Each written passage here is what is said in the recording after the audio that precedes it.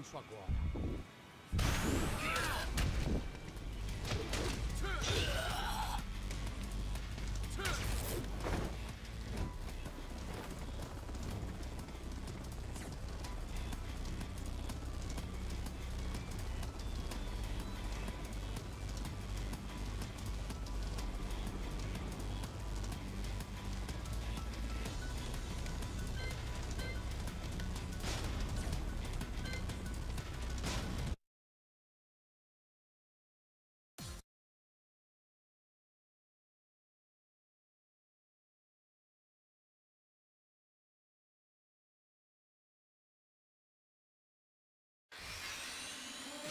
Erigoro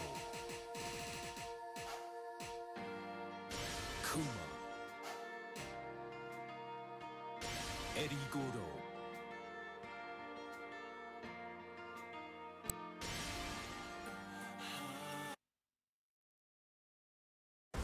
Get ready for the next battle.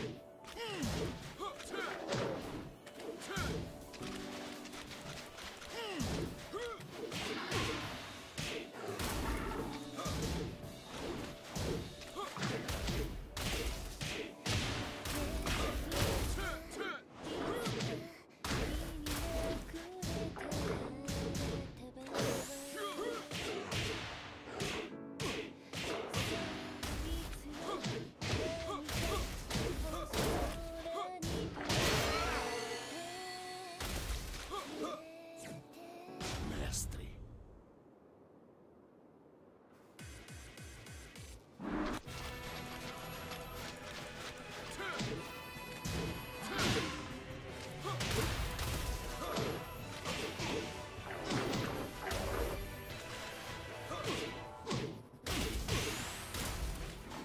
Vamos lá.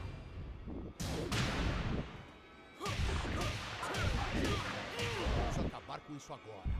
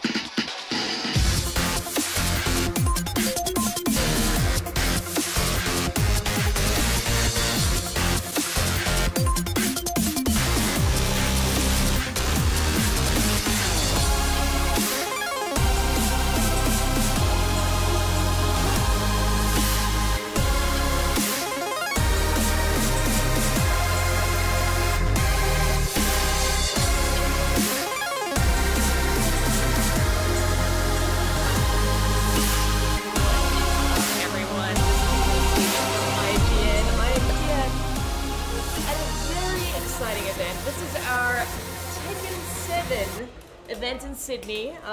We're coming to you live from Sydney with two very, very special guests. Michael Murray, game designer on Tekken 7. Nice to meet you. Hello, nice to meet you too. And of course, Katsuhiro Harada. Nice to meet you too. Now, you of course are the director and hero, I would like to say, of the Tekken series. Guys, thank you so much for joining us tonight. My pleasure. How long have you been in Sydney for? We actually got in Tuesday morning, Yeah. so day before yesterday. Pretty short trip. And you've done a press day today. How did that go? Did everyone treat you okay? Were there some curveballs? Yeah, it was pretty good. Yeah? I think we got pretty unique questions, so it seemed like everyone studied up on the game and they knew what to ask, rather than just a standard, so tell me about your game. Right, alright. So Harada-san laughed just then. I'm very interested. Why did you laugh? Were you asked something that was... いやまあね結構行く国とかによってところでこのゲームはどんなゲームですかっていうそんなとこから始めるのみたいなインタビューが多いので。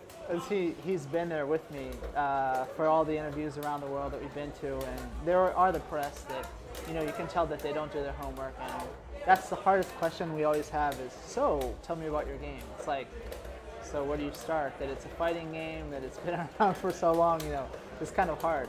一番困るのは前作とどう違うんですかって前作を説明しても前作のことを知らないから記者がその説明だとわからないって言われるんでなんだそれ So then if you dive in saying the norm, like, okay, I'll tell you about what's different from the last installment, a lot of times they don't know the last installment either, so then you kind of get stuck. Well, you're pretty screwed. What kind of questions do you like to be asked? どんな質問かね。まあでも結構多かったのはやっぱりストーリーに関わる質問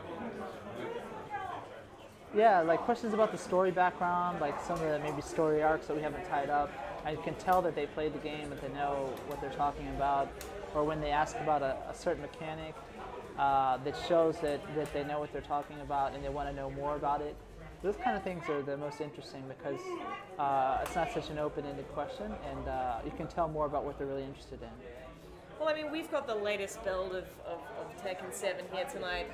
What are you most interested, what are you most excited about showing people? Like, what is you're bringing this all the way to Australia, you've got the build, what really kind of fires you up, about getting this in front of an audience, about getting in front of the fans? Well, it's the first time in 5 years, I think, since we've been to Australia. So just to see the community play the game. Last time we saw them, they were playing Tag 2 still.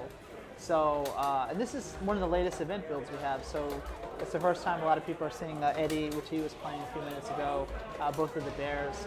There's quite a few new stages. So there's a lot of exciting new elements for everyone here to check out. So we're really excited to see the feedback about that. Well, that's awesome. Listen, before I hand over to some of our amazing community leaders in the Tekken community, I'm just going to say, I haven't played Tekken for a while. Okay. I'll be honest, it's been a while. But it was such a pleasure to see Eddie. When I was a kid, I used to go to the arcade and just spam Eddie's one, there was this one move with Eddie that I remember, I would just spam his move. And it is just so joyous to see him again. Obviously, I need to get back into the series, right? Right. I mean, I'm really proud of Eddie this time. His costume he has is really unique. The black leather pants and the coat is something I really worked with the designer, so I was able to kind of ask for my preferences in the character design. And I think it turned out really well. And a lot of fans were complaining about, oh, I don't want to fight Eddie, but there's just as many that we're really looking forward to such an iconic character. His capoeira style was something that really defined Tekken early on, so it's good to see him back in the game. Awesome, guys. Look, I'm going to hand it over to people who actually know what they're talking about. Yusuf, one of our amazing Tekken experts here in Australia, is going to take my place and answer some more hardcore questions. But guys, thank you so much for joining our IGN stream. Don't be afraid, I'm sure he'll go gentle. It's been a pleasure to meet you both. You too, Lucy. And enjoy the rest of your time in Australia. Thank you. Take care.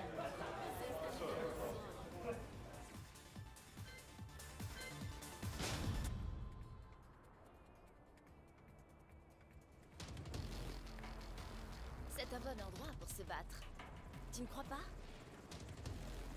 Vamos lá.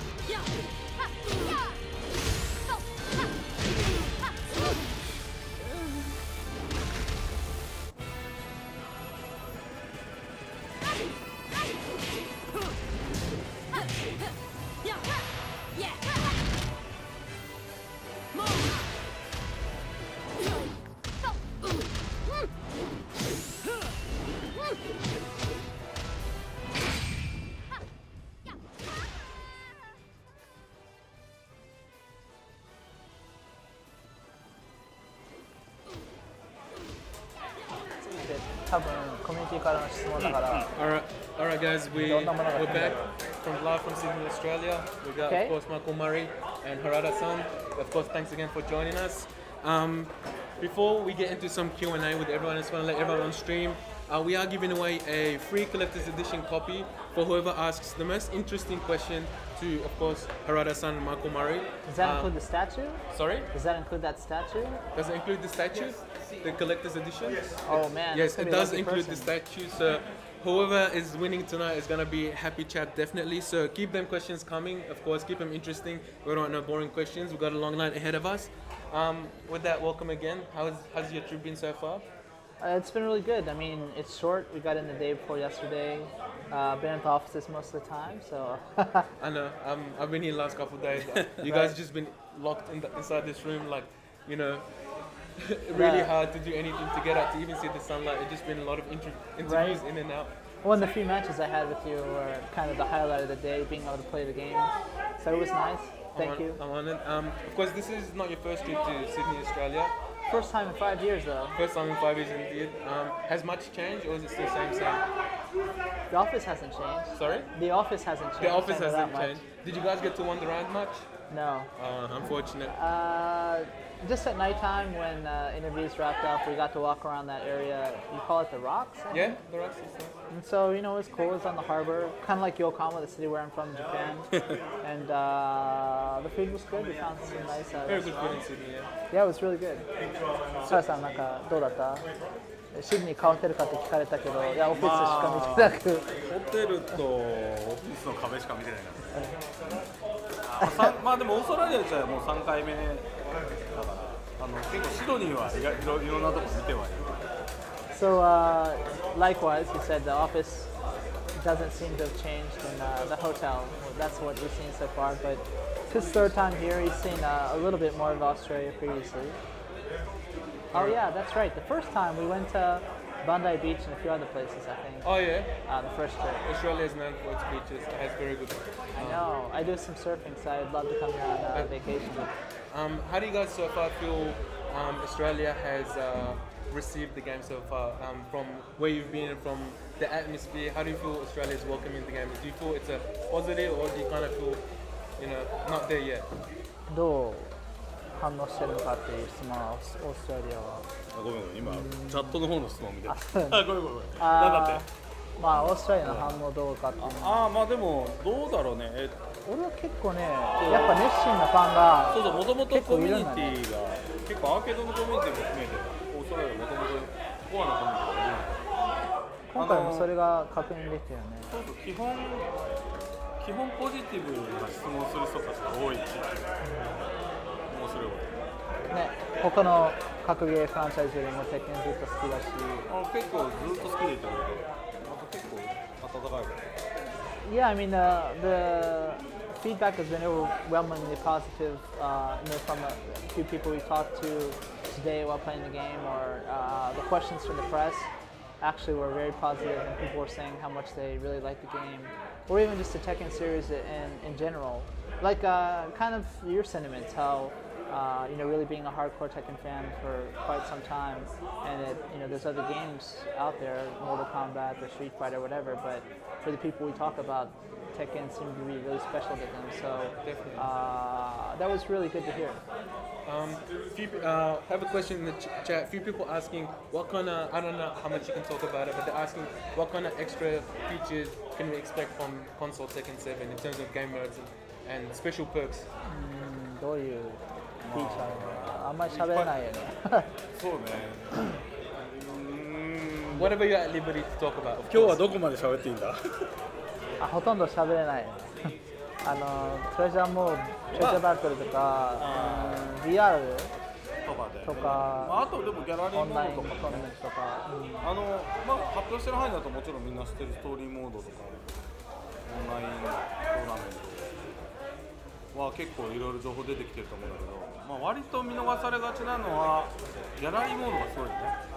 何のモード？ギャラリーモード。全部の鉄拳の今までのオープニング、エンディング、あといわゆるカジノマシンじゃないけど、パチンコパチスロ系の、マシンの映像とか音楽とか、あと開発中の資料とかで、あれを見てるだけでも映像の時間だけでも相当入ってるの。もうブルーレイの限界に挑戦してるので、割とギャラリーモードだけでも買いです。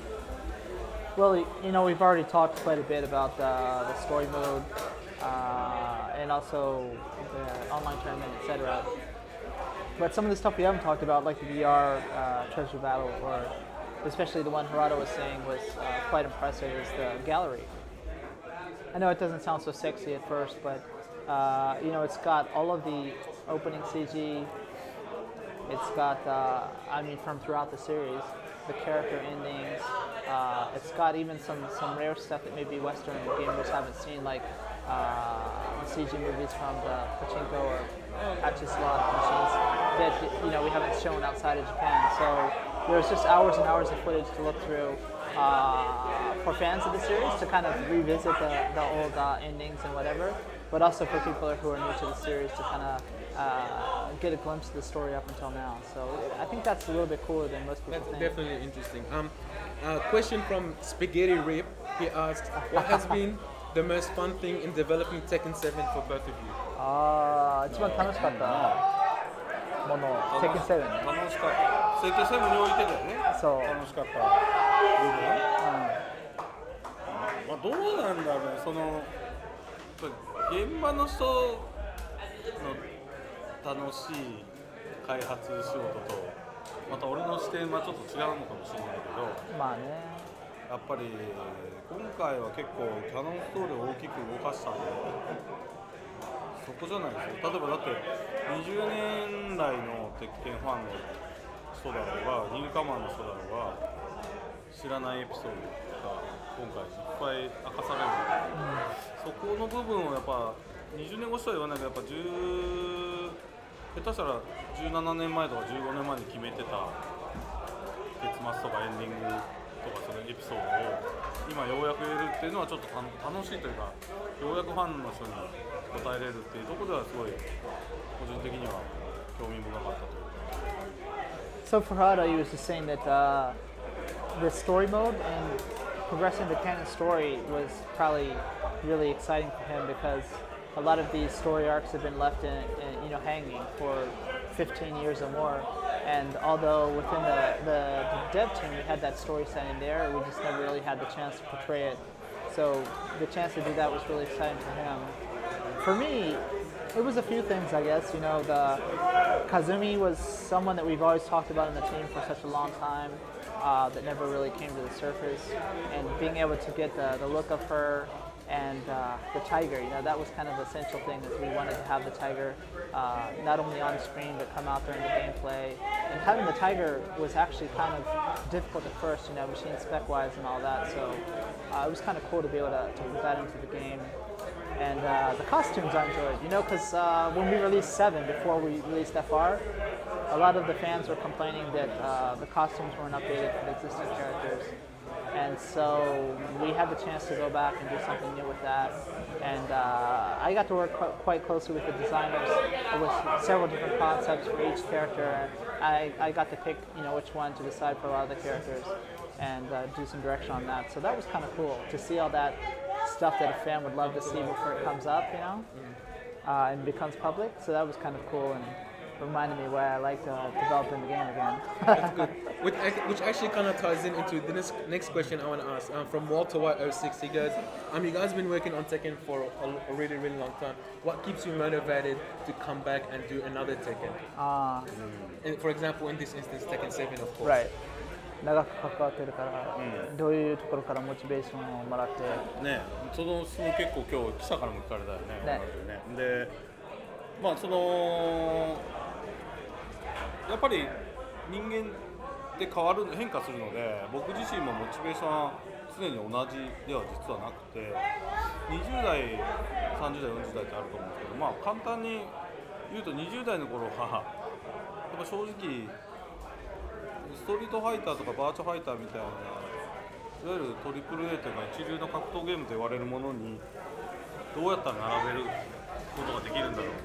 鉄拳って正直格闘ゲーム扱いを受けていけなかったので、そこで頑張ろうというモチベーションがやっぱあって、で、まあ、そこからいろいろ細かい変装があるんだけど、今はどういう時代になってるかっていうと、結構やっぱりコミュニティの時代だと思ってて、こう世界中やっぱ十数年前からぐるぐる回るようになって、まあ、各国各エリアにやっぱり確実にファンとコミュニティが存在してて、まあ、特に鉄拳の場合は非常に欧米中心に売れてるっていうのもあるので、まあ、特にそういうところにちゃんと自分の目で確認できてファンがいるってことが確認できたし、あとやっぱりインターネット普及したせいで、まあ、ある意味 SNS でファンの人とかと直接フィードバックを聞けるようになって、まあ、そのコミュニティと一緒に作るっていうか、まあ、コミュニティのために作るっていうところだと明確に、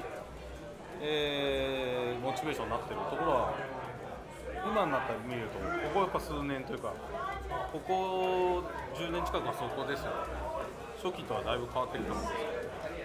Well, for Harada, it's kind of changed over the years that early on in the series, Tekken wasn't really treated as a proper fighting game. When 1 and 2, Virtua Fighter and Street Fighter were kind of the king of the hill at the time. So his motivation was really, how does he elevate the status of Tekken to those rival titles? And then, once we kind of got there, later on he said that it's more about going around the world for interviews, but at the same time meeting the community in all these different countries. And with now we have internet and social media, and you can interact with everyone. To be able to see the people's passion for the game kind of gives him that motivation to continue. For me, it's very tough every time making a Tekken because the schedule's really rough.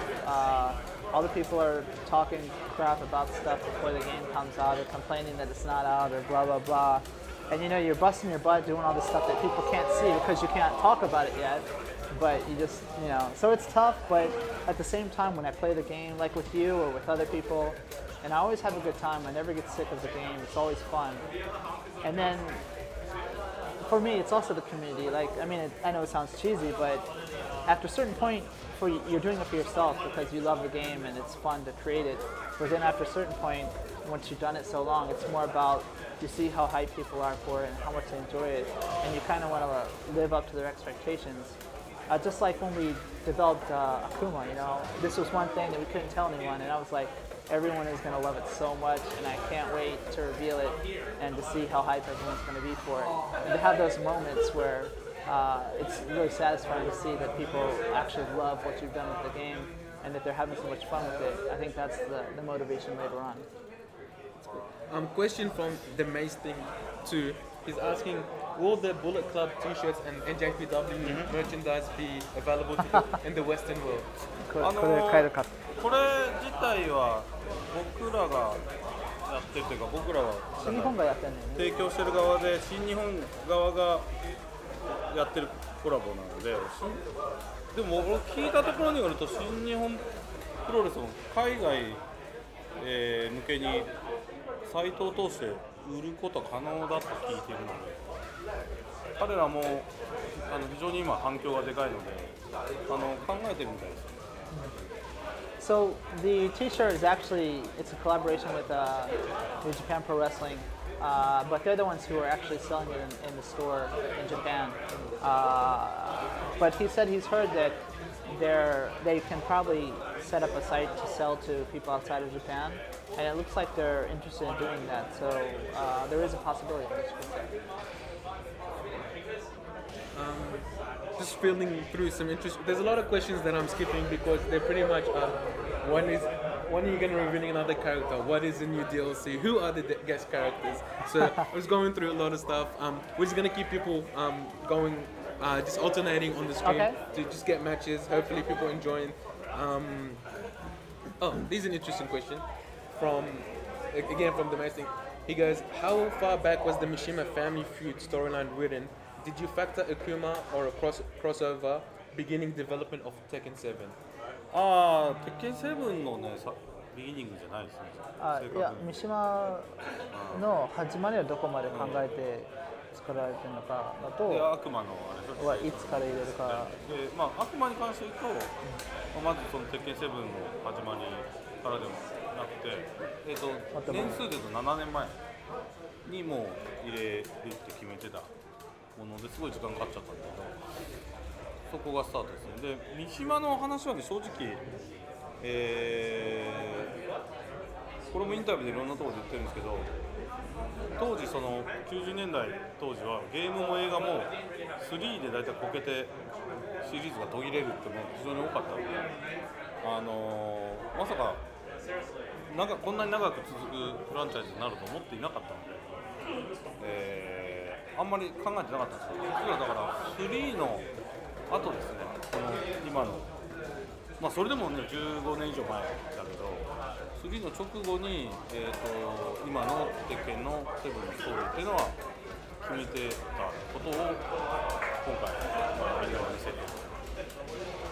As far as Akuma goes, or Goki in Japan, actually the idea came for that before Tekken 7. That was something around the start of the Street Fighter Cross Tekken, so about 7 years ago.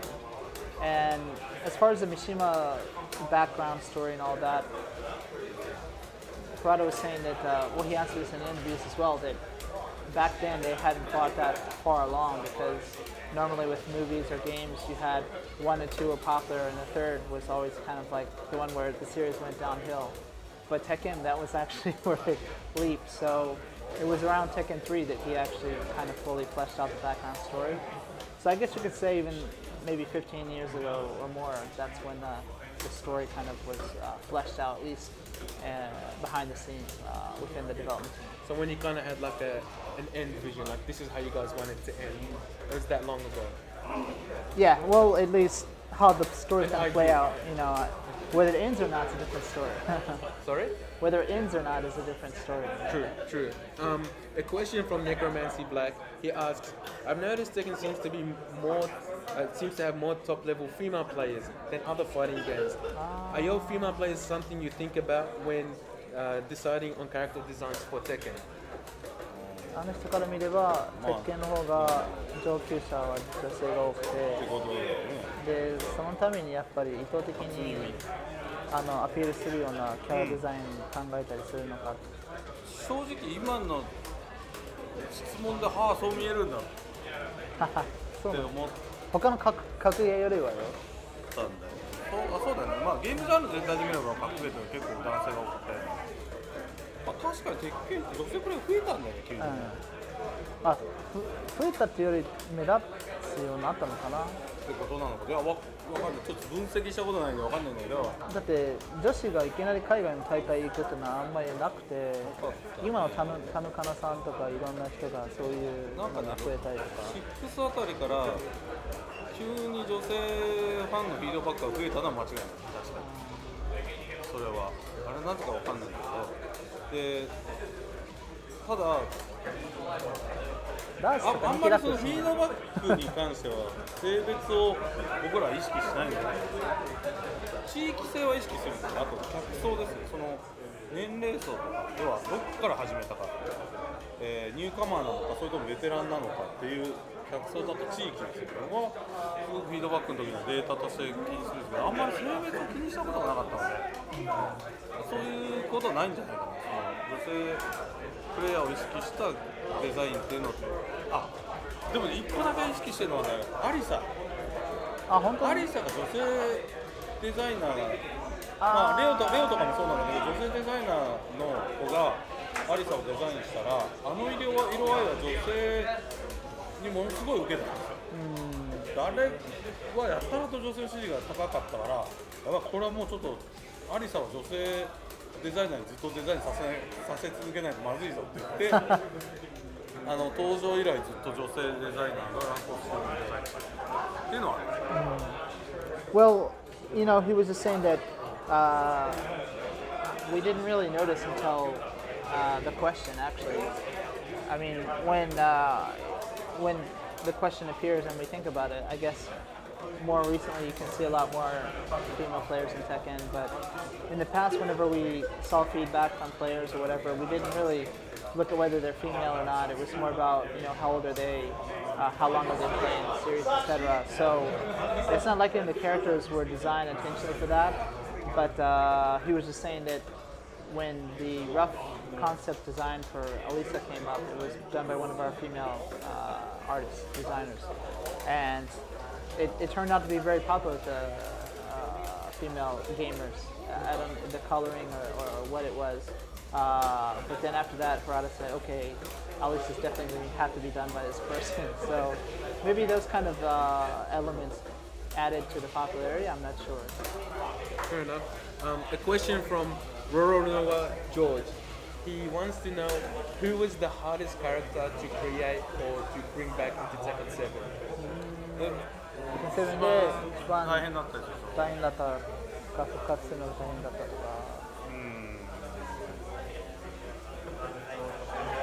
でもまあ復活キャラに限る、プリムバックに限る。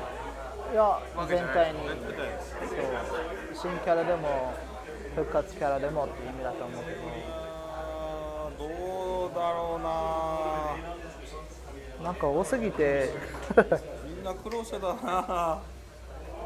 でもね、多分例えばもちろん悪魔、その豪気作ってたグループはすごくいろいろ苦労してたけど、何よりもネタバレしないようにこうパーテーションの壁に囲まれた秘密部屋でひっそりさせられてたっていうか、もう本当にあれ心理的に答えるよね。心理的に取り調べ室みたいな状態でやってたのは多分しんどかったと思う。ただもう一個は全体でみんなで苦労したっていうところが、シャヒーンはあいつだけ作り方違ったんだよね。そのコンセプトスケッチの段階で Facebook で全世界の人に見てもらって、いやここおかしいよとか、ここういう風にしない方がいいんじゃないかとかっていう意見をもらって慎重に作って、だけど CG 発表した時はほらサウジアラビア新聞とかバーレーンとかもういろんな中東の新聞でバーッと紹介されてすごい話題になったんだけど、そこはポジティブだったんだけど、なんかしてる指輪がライティングの都合で金色に見えてたから、あれはもうあっちの人は金の装飾なんかつけないよって言ってすごい指摘受けて慌てて直したりみたいな感じで、結構やっぱり気を使う部分がかなり多かったね。あれ精神削れたね、だいぶ。多分本来はサプライズのためにキャラプレイを作ったりとかいろんなことをするけど、サプライズなしにそれができなくて、サプライズすると指摘ポイントすごい増えちゃうから、もうそれが心配だったから。そういうカルチャーを重んじるっていう意味では、そこはキャラクターは一番気を使いましたね。There was two actually. You know, one was Akuma, obviously because you know the difference in the gameplay, etc. And because he was such a top secret, even a lot of people in our dev team didn't know about it. And we had you know Mishi Master and some of the people who are directly related to working on the character in this kind of special room that was closed off from everyone else. So it must have been even tougher for them because it feels like you're in prison almost. You can't see anyone else and you're totally alone. So that was pretty tough. But then also Shaheen, you know, normally when we have a new character, we like to announce him in a way that's kind of surprising and fun. But with him, we were kind of concerned that if we made a mistake, it could really offend people in the Middle East. So we kind of early on with the sketch, we made it public and gave the community a chance to kind of tell us what might be wrong and how to correct it. And so when we put it out there, we thought we had it, pretty down. And then we released what do you call it, the CG renders that we usually release, and it was in the newspapers in Bahrain and Saudi Arabia and many other countries. And for the most part, everyone was like, "Oh, it's awesome," but then they were like, "But the ring." And the one thing we didn't know was that because the lighting, it looked gold, and they were like, Muslims don't, or at least men, don't wear gold, and so we had to change the look of it so that it wasn't gold anymore. So that was, we were very cautious, I guess, more so than the other characters. All right. We have a question from Alec, I believe, and he asks, is Horan actually missing an eye, or is he just trying to look cool? Good question. あ、ごめん、聞いてなかった。オハランのアイパッチってファッションなのか、なんか目どうかしたのっていう。いや、あれほら、あれなんていうの、あれ英語でなんていうの、日本でいうメバチコ。メバチコわかる？メバチコ。メバチコメバチコって関西しか言わないのよ。あれなんていうんだ正式名。わかんない。あれ何ちょっとああいう朝起きたらさ、子が出来物できてる時あるじゃん。あで冗談で言ってたんだけど、はい俺がそれずっと冗談で言ったんだけど、実はストーリーモード見ると、あ、ここかなってのは分かる。ここかなってシーンはある。またただあんまそれ以上は言えない。ハラトローリングって言われる。いやいや、そうじゃなくて本当に見た方がいい、ストーリーモード。Well, he's not missing his eye. He was saying that when you have like a sty or ストーリーモード something, とかキャラエピソードとか。when you have a sty or something, sometimes the Japanese will cover it up to make sure it doesn't, it's not contagious or anything. Oh, okay. I think it's called sty.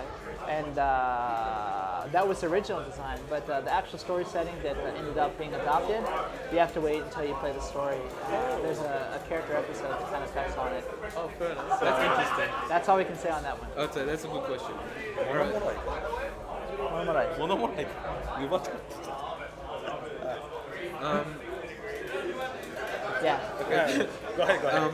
We have a question actually from two guys here that actually bought a Tekken 7 machine themselves, two players from Oh, I heard about that on they Twitter or bought the something. Tekken machine just for the scene because Melbourne so we have three big states in Australia that play Tekken. Cities, sorry, I should say. Melbourne, Sydney, and Brisbane. Right. Brisbane and Sydney, they had one arcade with one machine, so they were good. Unfortunately, Melbourne didn't get a machine. So two guys put their money together and they're like, look, the scene needs a machine. So they ended up buying a machine for the scene. They're asking, is there any chance they can get an FR update? ああ。FR アップデートはだから存在しないのに、日本は。実際はアーケードなので、動くは動くんですよ。そのアップデート無理やりとかしちゃえば提供すればね、俺らそう多分これ俺らの開発の問題じゃなくて、リージョンとか関係ないから基本的に動くんですよ、アーケードマシンだったら。日本の FR だろうなんだろう、その英語版も一応あるから動かそうと思ったら動かせるんだけど、サポートが問題なの。ネットワークサポートしなきゃいけないんですよ、いろいろ。あれをうちのそのちょ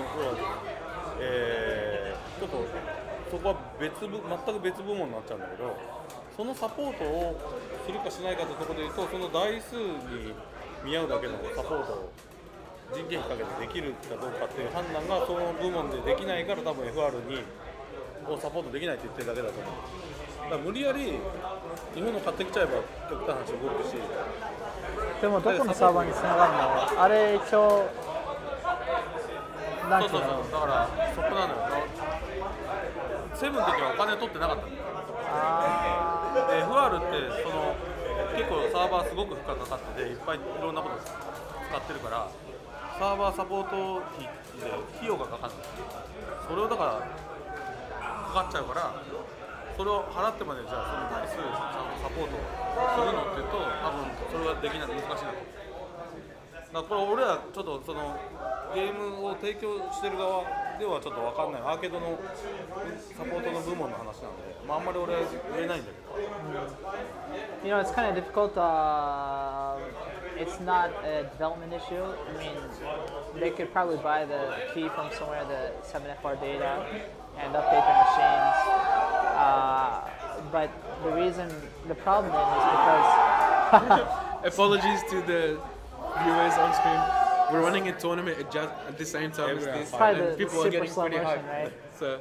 So anyways, this time for FR, the game goes to an outside server, and so they could get FR, but then the problem with where would it connect to the server, and there's a support team that works on this server functionality and whatever, regardless if it's online or not, the matches, because most of them aren't outside of Japan and Korea. So the problem would be, is there enough units in Australia or New Zealand or whatever area they group it together with to support that team of people who work on the servers and all. So it's not just, okay, we unlocked it, it's FR, fine, you're good to go. そもそも韓国とかも違う会社なのよ、運営会社。日本も厳密に言うとアーケードとか別の会社が運営やってるので、正直言うとちょっとそれはあんまり言及できない。 And it's not even our company, so it's hard for us to talk about, because the people who run the Tekken net in Japan are actually different. Okay. And when it comes to Korea, it's even a totally different company that they kind of have the license, I guess you could say, for Tekken in Korea, and they run the servers and all of that stuff. So it's very hard for Harada to say, do it and make it happen, Fair enough. A question from Ash. He asks, will artists get to make outfits for characters through the Steam workshop or any other mod support on PC? Interesting question. ワークショップそうやりたいんだって。あれやりたいね、正直。そうですね、ちょっと今の時点ではそこまだ言及できないんですけど、まあとりあえず初めての PC なんで、まずそこの出来を見てくださいよって感じかな。あとやっぱり 4K 対応してるから PC はぜひちょっと 4K でプレイしてもらいたい。Actually, that's not something we can touch on at the moment. The only thing we can say is we want people to be patient. It's the first time that Tekken's coming out on the PC, so there's a lot of learning. There's a learning curve there about all the things we need to do to adapt it to what people expect for Steam. We can say it's in 4K, so I mean, if you have the hardware, that's something that'll be not found in the console version. So there is some cool perks to it. I mean, we have an 88-inch 4K TV on display, and the game looks just absolutely breathtaking. So it's definitely very. That's connected to PS4, right? No, it's a PC build. It's a PC build, so it's very beautiful to look at. People can see. I think on YouTube, Nvidia uploaded some stuff in the 4K build as well. So very, very nice. Tons of questions incoming. Sorry? He's overwhelmed by questions on the chat, he said. So over the years, which fighter has been your favorite for both of you? A question from Stanley. ずっとシリーズ通して一番好きなキャラは誰なの？難しいね、そこはね。原田さん、ハゲのおじさんしかいない。いや、まあキャラクターって意味ではね、もう僕は平八は、まあキャラクターの設定とか相当ね、自分考えてやってるんで愛着ありますけど、最近もうプレイっていう意味ではこう遊ぶ時はもう完全にフェイム。So for Harada, obviously he's had a hand in developing all the characters, so they're all kind of special, but if he had to pick one, maybe Heihachi is probably his favorite from throughout the series as a character and story setting, etc. But just for enjoyment of play, more recently he said it would be Feng Wei. For me, it's always been Devil Jean. That was like my favorite. But I also pick up one new character per installment. Yes, you played before. So like 6BR, I picked up Lars, and then with 7, I picked up Josie. And Claudio. Yeah. Well, Claudio just. Well, I was telling someone else that Tekken's kind of cool that once you learn the fundamentals of spacing and timing, etc., it's easier to pick up another character because you just remember what people are doing to you, and then you just try it out on other people. That's good. So my Claudio is kind of like, what I faced in the arcade against Claudio players. Yeah, it's a bit frustrating. It's a bit frustrating. That whole pick is a bit too good. An interesting question from Nelson. He goes, as I've read before, Harada-san, your favorite character is Iori from Idolmaster. Yeah. However, is there any recent characters that have managed to take your favorite spot? より、KOF じゃない方、あれそう、アイドルマスターの方のよりで、は昔から聞いたんだけど、そうだね、最近の気になんかないのかって。いや、俺割とあんまりポンポン今はこれっていう方で割ととろい方なんで、そこのんびりしてる方なんで、ちょっと今になってラブライブ気になってるんだけど、ちょっとまだ見てないんだよね。見たらハマるんじゃないかと思ってで、ちょっと奥さんにドン引きされるんじゃないね、ちょっと見たらこれハマるかもしれないと思って、やたら部下がいっぱいグッズ持ってるんだよね、俺の近くに。SH の人ね。そうそう、元ジャニーズとか部下がインド人に似てる。そうすごい持ってて、ラブライブのあれを見てるとね、ちょっと見たくなってきちゃったっていうのはあるけど、まあいまだにああいうアニメの中でまあやっぱりよりが一番いいんじゃないですかって。これ鉄拳ファンが聞きたい話じゃないでしょ。俺もそう思う。He said he's not the type to kind of go from character or female to female or character to character, however you want to read it. So he's been a consistent fan of the Yuri. He did say he's starting to have an interest in Love Live. Is that what you call it, I think, in the West? I don't know. It's another type similar to Item Master. He's got a few people who work for him who are really into it. So he's kind of shown interest, I guess you could say. Wow, man, they love Tekken. Getting pretty hyped. We will probably get top 8 later on stream just to finish off the tournament on stream. So hopefully we can put on some higher level Tekken for the viewers, and maybe we'll get you guys to watch as well. I'm gonna skip this question because I don't think you wanna. Yeah. Let's not worry about this question. What do you foresee the future of Tekken to look like, lore-wise and competitive? A question from Forest Law. What do you foresee the future of Tekken to look like, lore-wise and competitive? Lore-wise. I thought it said love-wise. Yeah, lore-wise. We're not there yet. Tekken 7のまあ将来そのストーリー設定とまあ競技的な感じで。まあ競技的な観点とストーリー設定で鉄拳はどうなっていくのか。多分両方でしょ。そう。セブンの話だったんだけどね。欲張りな質問だな。セブンに限ってないんだね。じゃあ鉄拳自体がでしょ。しかもストーリーとその競技と性のマシン両方ってことでしょ。そう。それ幅広い質問だな。いや、まあ一個はね、ストーリーは俺言ったけど、その一旦15年以上前、だから17年もしくは15、16年前に決めた今の結末っていうのは、いわゆる和也と宮と決着がどうなるかってそこまで決めてたんだけど、さっきも言ったように、それ以上さ、そう長く続くフランチャイズになると思ってなかったから、はっきり言ってセブンのオーディエンスによりますよ、どうなるか。で、オーディエンスはどういうふうにじゃあ決まるのっていうと、一番分かりやすいオーディエンスはそのもちろん製品の評価自体もそうですけど、どれだけの多くの人が手に取ってくれて、やっぱ買ってくれたか売れたかっていうのは一つ目ですよ。その次はやっぱりそれによって本当にいい製品だったら、このストーリーの先を見たい、もっと鉄拳を遊びたいっていう人がどれだけ出てくるかで決まるので、我々がねやりたいって言ったってもうファンがもうこれですっきりしました、いらないですって言うんだったらできないし、やっぱそこは今回にかかってますよね。まあそれストーリーもそうだし、競技性の部分でもそうだと思いますけど。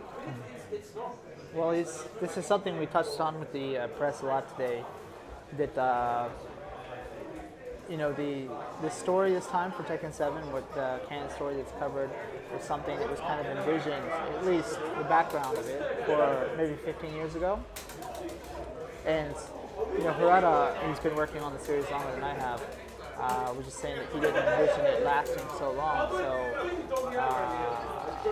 you know, we really focus on the game at hand, and if it does well, then we kind of think of you know, how we want to continue it and this time you'll see some kind of conclusion between Kazuya Mishima and Heihachi Mishima. It's kind of a long-running story arc. But if that continues or in what kind of manner it continues, it really depends on how the game is received when it comes out. If the fans love it and they really want to see more, then that's when we start thinking about another one. Sure. What kind of question from Josie, and they ask, what kind of characteristics do you look for in deciding guest characters? Of course, you know, as much as you can talk. Right. You don't have to give away more than ゲス you're トキャ allowed ラ to. を考えるときにどういう基準？まあ一番というかまあやっぱり半分は確実にそのファン、ファイティングゲームコミュニティがどう興味を持ってくれるかとか、これだよこれって言ってくれるかが半分。もう半分はもう一つあってみたいな、その割合、考え方の割合として、もう半分はやっぱりその一見もっと新しい層に広げれるかどうかです。その両方兼ね揃えてるキャラが一番ベストなんだけど、なかなか難しいですよね。やっぱファイティングゲームファンとか鉄拳ファンがそうそうって言ってくれるキャラはみんなが喜んでくれるけど、でも新規のお客さんが広がるかって言ってそうではないし、かといって冗談で俺がやってたけど、テイラー・スウィフト俺好きだからさ、テイラー・スウィフト例えば入れたら確かにすごい広がるけど、それでいいのかって言われるとまあ、ね、それ違うだろうって元のファンは言うし、っていうところのバランスをちょっと見てるって感じ。Well, there's, I guess you could say, basically two different conditions. One of them is that, you know, does it appeal to the fighting game community, the fans? I guess you could say like Hakuma did almost. Another criteria is, you know, does it broaden the audience? Does it appeal to someone who would normally pick up Tekken or a fighting game? The example Harada gave was he's a Taylor Swift fan, so Taylor Swift, you know, put her in the game. Everyone knows who she is. Everyone would wonder, okay, she can fight, and you'd be kind of tempted to see what she looks like in the game. But does she appeal to fighting game fans? I don't know. So, but you kind of get an idea for the kind of criteria we look for, though, right? Question from Lonnie. It asks, what inspired you to get into fighting games, and how was your experience upon joining the gaming industry in general? 格ゲーに興味を持つきっかけは何だったのかと、what was the second part? The second part, how was your experience upon joining the あ gaming と industry? ゲーム業界に入っての経験はどうだったのかみたいな。すごい漠然としてるね。まあ、原さんだって昔ストリートファイターとかそういう対戦が好きだったからでしょ。ちょうど俺が入社するちょっと前だったんで、ストリートファイターって。それストリートファイターしかなかったんですよ。それが一番やっぱ大きいかな。もともとあんまみんな知らないんだけど、俺は入社してからもやたら SNK とかカップの格ゲーばっかやっててさ。なんかストリートファイターの大会なんか優勝した優勝じゃない。優勝したサガットに負けたんです。人に負けたことあったらその大会の予選で負けた。結構そうですね、21歳、20歳とか21歳とかの時はそういうストリートファイターはかなり影響ありましたね。で、ゲーム業界入ったからどうだったか。ゲーム業界って感じは特になかったんじゃない、その頃は。いや、ゲーム業界は行ったって開発者になれると思ってなかったから。もともと俺は中学校の時にプログラム打って、こんな苦労してこんなつまらないゲームしか自分は作れないんだったら俺はプレイする側に回るぜっつって諦めてたんですね。だからそのゲームをやって食べたいとは思ってましたけど、だからイベントをやりたくてもともとゲーム業界に入ってイベントやりたかったんですよ。だからあんまゲームを作るっていう意識は全然なかった。入って半年でそれは俺が作った方がいいんじゃないと思って自分で思って無理やり開発に移動したんだけど、そういう意味では別に全部計画立てて考えてたわけじゃないし、あとゲーム業界入ってみて思ったのは変化が激しいね、この業界はやっぱ若いから。そうだよね。なんか 10年とは言わないけど5年ごとにいろんな変化が大きくあって、プラットフォームだったりゲームジャンルだったり、働く環境もそうだし、みんなの価値観とか意識もそうだし、この時間がいつまでも続けばなって思うけども、数年後にはその世界はないので繰り返しだよね。So the first part of the question about his first interaction with fighting games was actually Street Fighter 2, because that was pretty much the only fighting game at the time. So when he was 20 or so, he said he was playing that a bit. He actually entered the tournament. He didn't win. He lost to the Sagat player that actually won the tournament later on.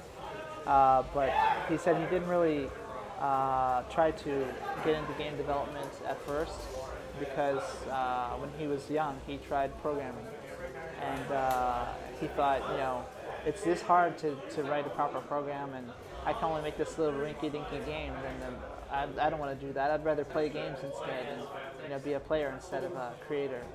And so his original thought was to do events and stuff like that. I guess you could say kind of like a tournament organizer like now. So he actually went into that side of it first, but then thought right away, hey, these guys don't know what they're doing. I would do a better job. I should be making the game. And that's when he made the shift to the development. For me, in fighting games, I always liked them from when I was younger. You start off with Contra and the games on the NES that you play with your friends. But then when Street Fighter 2 showed up at the supermarket, I was in the States and it didn't have a command list or anything. So the sooner that you could find how to perform a fireball or a hurricane kick consistently and pummel your friends, that was kind of like the fun part of it, right?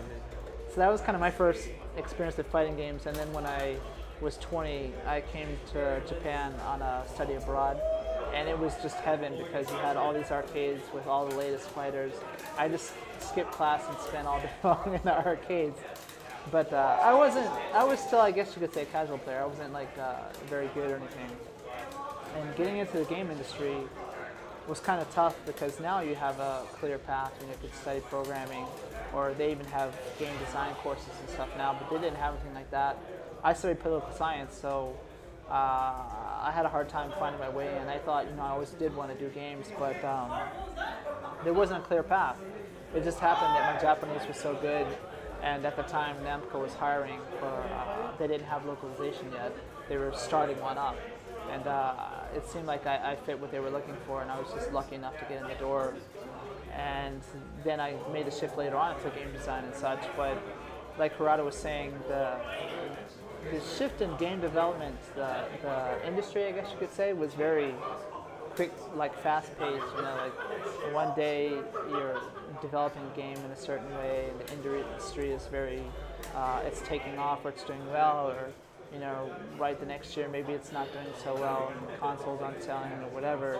It's a very rapidly changing industry all the time.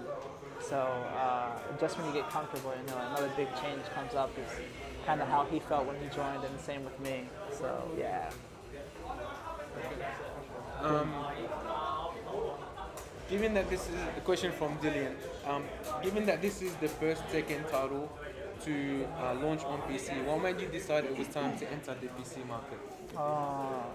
初 PC で、なんで PC をそろそろやろうかと思ったの？そろそろやろうかじゃないんだけどね。ずっとやりたかったんだけどね。まあね。Do you want to jump on? まああれでしょ、多分 PS ベースだったから。ネイティブだったんだよね、ずっと鉄拳って。結構さすがにもう20年以上経ってるタイトルなんで、初期のことを知らない世代多いと思うんですけど、まさにプレイステーション作ったスッタラギさんとナムコってがっつり手を組んでたんですよ。それはプレイステーションが発表される前から、いわゆるそのアーケードボードをもう開発してる時点でナムコがいち早くそのプレイステーションのところにポリゴン技術持ってたんで、やっていくぞとソニーということで組み始めたんで、ずっとプレイステーションエクスクルーシブ&プレイステーションネイティブでプログラム組んでた。PS3 の時も分散処理とかをそのセル CPU に合わせて組んでたので、結構移植とか不可能にするのすごい大変だったんですよ。だから PC 開発をちゃんと PC ベースで開発したのって実は鉄拳7も初めてで、外部のエンジン使った、いわゆるアニュアルエンジンを使ったのも使ったっていうか、その外部のエンジン使うこと自体がやっぱり初めてだけど、そのおかげで逆に言うと PC 版をどうやって作れたで、まあ、結果論でしかないんだけど、俺自体もすごい PC ゲーマーでもともと作りたかったけど、やっぱりそういうビジネスパートナーとしての関係もあったし、技術的な部分で PS ネイティブでやってたからこそあれだけのパフォーマンスが出せたところあるので、そういう歴史の流れですよね。Well, you know, it was at the time, many people don't know that Tekken, the arcade boards we created it on were based on the PlayStation hardware. So, especially in the PS3 era, even before PS3 came out, Namco was very good at polygon technology. And so we had already decided to kind of work together with Kutaragi-san from Sony to work exclusively on the PlayStation hardware first in the arcade and the architecture, and then in the console. And so the game wasn't developed on PC like a lot of other developers were doing. It was from the start coded for the PlayStation hardware. And you know how the Cell had a special processor with a multi-core, and so the program was written specifically for that. So it would be extremely difficult to then try to port that to PC at that time. And plus, it was the business partnership we had with them for the exclusivity at that time. So the timing was right this time because Tekken made the shift to PC-based development for 7. And at the same time, it's also the first time we started using the Unreal Engine 4. So these two things made it much easier to then take the game to PC. And that's why the time is now. Question asked, what is the biggest risk or gamble do you guys feel as developers you are taking with Tekken 7? Tekken 7で一番リスクがあったものは何だろう？いろんな意味のリスクかな。そうだね。いや、リスクある。だこれはセブンに限らないんだろうけど、やっぱりそのキャラクターの鉄拳というのはある意味コンペティティブなゲームであるとともに、半分以上の要素としてはキャラクターゲームじゃないですか。そうするとキャラクターっていうのはもう我々にとっての財産であるし、自分の息子のように大切なものでしょ。イコールそこにファンがついてるからなんだけど、じゃあ例えばそれをロースターを全て守ったままこんな20何年間も続けれるフランチャイズにできたかっていうと、そんなわけはないんだよね。例えば増やし続ければ極端な話70キャラ80キャラ90キャラどんどん増えていく。じゃあその側面と、じゃあそんだけ全部保てばいいじゃんって話と、競技性の部分は矛盾するじゃないですか。多いとプレイヤーは自分はキャラクターの選択肢はすごく欲しがるけど、対戦相手がたくさんこうやってくるのは攻略が大変なので、それは困る。ここのバランスを取ろうとして、しかもフレッシュにしていかなきゃいけないゲームをってことは何をフレッシュにしなきゃいけないか、客の世代交代もあるし、新しい客層を取るために新しい要素と新しいキャラクターを入れなきゃいけない。でここのバランスで見たときにロースターの数が決まってきて、その決められた数の中で新しいキャラと、交代しなきゃいけないキャラと出てくる。このキャラクターの交代とか新旧交代とかっていうところはものすごいリスク、チャンスでもあると思うのですごいリスクなので、これは我々一番ストレスになるところですよね。ストレスって別に嫌だって意味じゃなくて、一番負荷がかかるところですね。そうだね。手数終わった、反省点としてはもう鉄拳3のように売れてる要素としてはやっぱ新規。そこが難しいところだから、鉄拳3とかは逆にもう新作ぐらいの勢いで全部変えちゃった。じゃあ今の時代に合ってるかっていうと、そこはそうでもないかったですから、バランスは難しい。で6とかタッとは逆にキャラが多すぎることで初めて苦情が来たタイトルでしょ。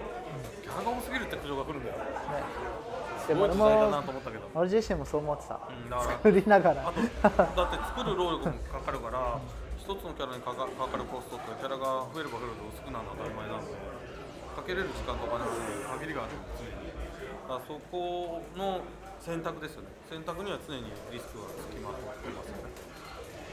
まあそんなこと言ってもしょうがない。Well, there are a lot of risks, you know, with the design choices we make, but I guess one easy to understand is the roster that we choose for the game, because, you know, for the success of the franchise, a lot of times people think we should just include all the characters that have appeared up until then.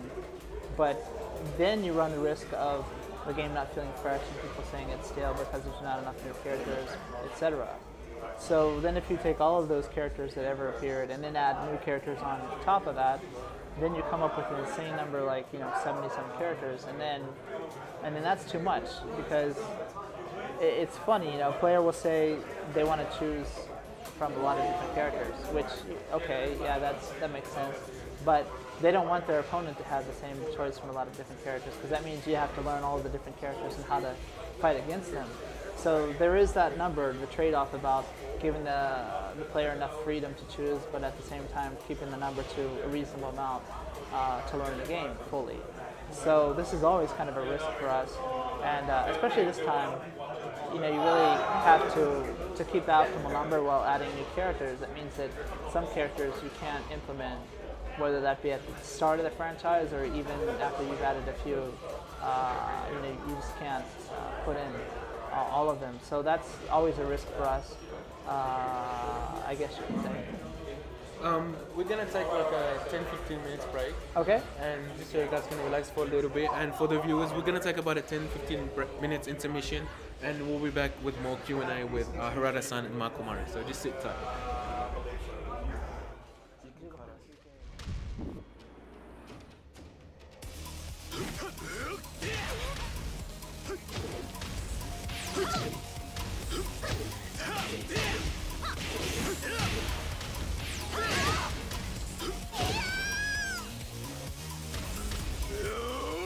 俺を止めることは絶対。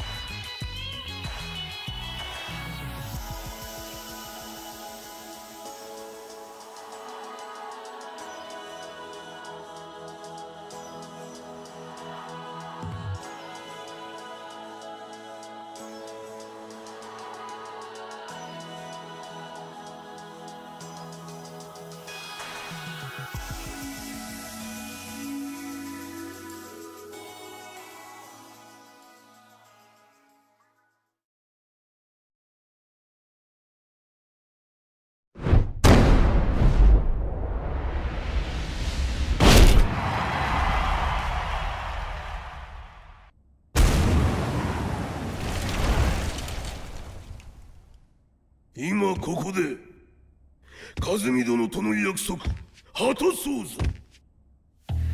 和美の名を。貴様何者じゃ。我は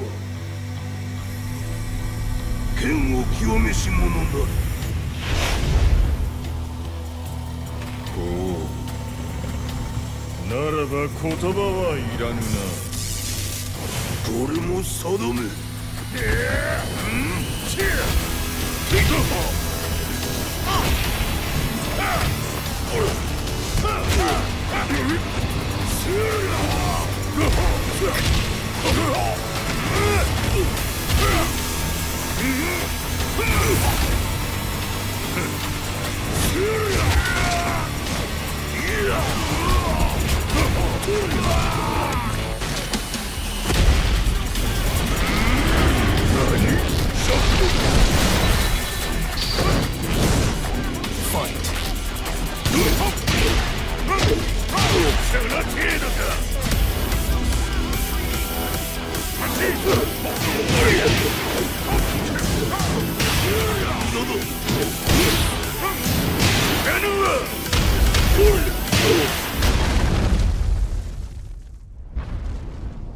貴様をここで終わらせる。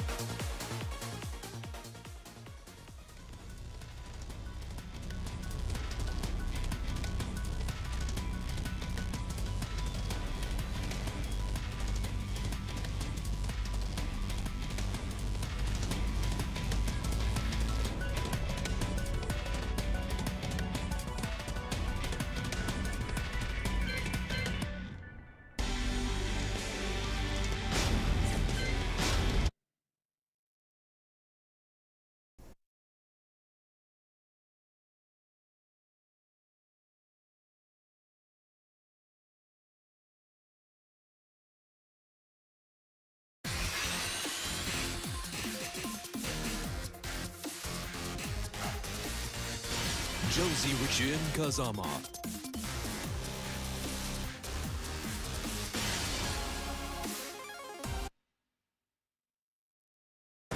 Get ready for the next battle.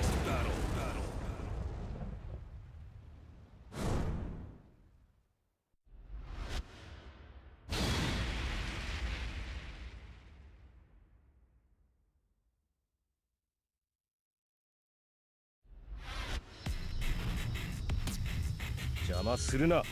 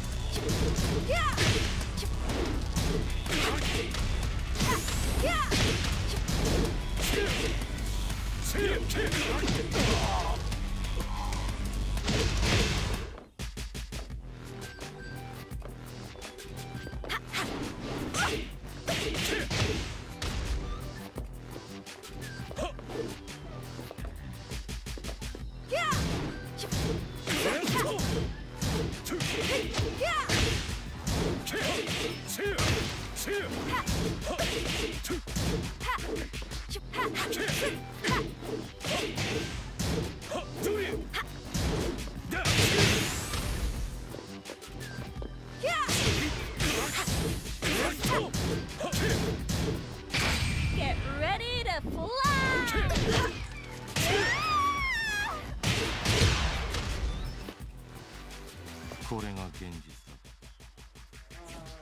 I'm here with Mr. Harada-san and Michael Murray. So we're just going to be doing a commentating for a top 8 tournament that we've been running here at the event. And while we're doing that, a few questions will be asked. Okay. So currently we've got top 8 on stream. So it was running in the previous room. And Got a top 8 Josie player, nice. Yeah, so we're running the top 8 here. This should be the first game of the top 8. It's single elimination due to time restrictions. Single elimination. So we'll just be running through a few questions. So you guys having a good night? It's okay? Yeah, it's good. It's always fun to watch the matches. I know you guys. I know you're very tired. You probably do this quite a lot, so you're used to it. But regardless of that, it can be quite tiring. This is the fun part, actually. This is the fun part. Yeah, we just get to sit down. Okay, so we'll get into some questions while the game's going, and then we might do a bit of commentary for the games. Yeah, see what you think. So this is a question to Harada-san, and maybe even the game developers here. What made you make the changes from Tekken 6 Tekken Tag 2's bound system to the Tekken 7 tailspin system? バウンドは結構やっぱり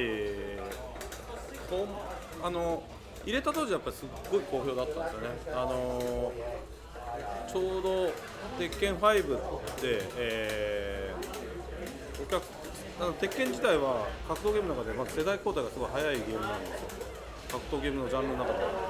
で、5の時は一気に変わった瞬間でもあったんですよ。ものすごく若い高校生とか中学生がすごい一番増えた時期で、あの世代がやっぱり6とか5を遊んだ後に6を遊んでみるとすごい、バウンドはすごい楽しい、コンボをたくさん入れれて楽しかったんですけど、今度またコミュニティが成熟してきた時に今度はもうバウンドがもう長すぎてコンボが長くなりすぎてちょっとその駆け引きの要素よりもそっちの取られてるやっぱプレーの時間が長い、飽きもあるんでしょうけどそういうこともあったっていうのとちょうどまたテケ7の時に世代が少しプレイヤーの世代が変わり始めた時だったので、これちょっと変化させた方がいいだろうということで、プレイヤーの要望を取りつつその後客層のバランスをニューカマーのバランスを見て、ちょっとシンプルなゲームにしようということで変えたって感じかな。Well, you know, back when Dom was first introduced, it was kind of exciting for the players, and you know, it was very positive feedback. But then as the game, the series kind of went on, and people got used to it, it seemed that there was a lot of feedback that maybe the combos were a little bit too much. And so for 7, because you know the audience kind of turns over a bit each time, and you get influx of newer players and such. And we saw the same with 7, and so that thought that maybe we should dial down the combos a little bit more, you know, less damage and less time in the air. Was one of the directions we were taking for 7, and then the tailspin was kind of a way to change it up, to make the combos so they're not so long and over the top as they were bound, but to still make them entertaining. So I think that was a really great direction in terms of less damage, because I felt that in terms of the length of combos were quite long. Some were quite entertaining, but I felt like some went quite forever. So I think that was a really positive change that was made with the tailspin system. So in terms of that decision, who makes these sort of decisions? Is this the developers as a whole, or do we have meetings, or is it directors? How exactly are these decisions made?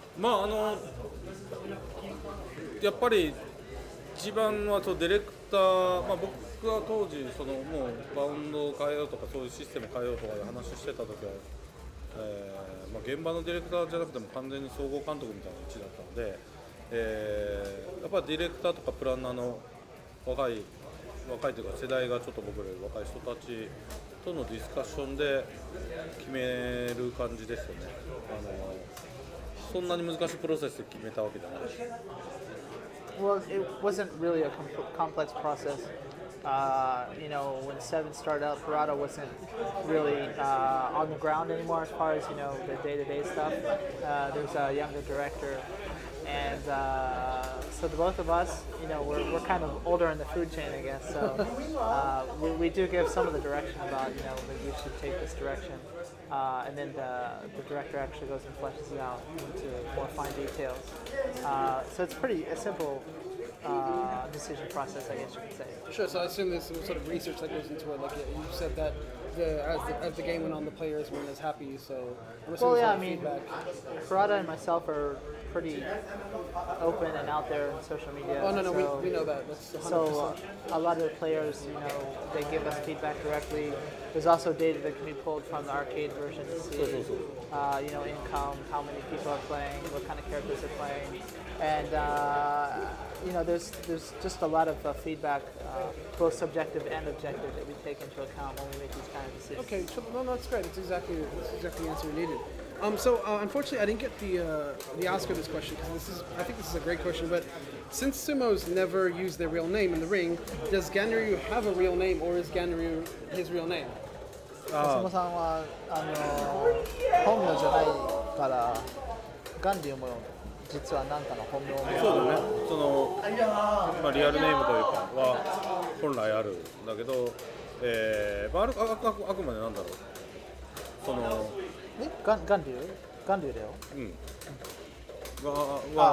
なんていうの、本名は別にある。そうだよね。そうだからあれは本名じゃないですよ。ただじゃあ本名何かって言われるとまあね。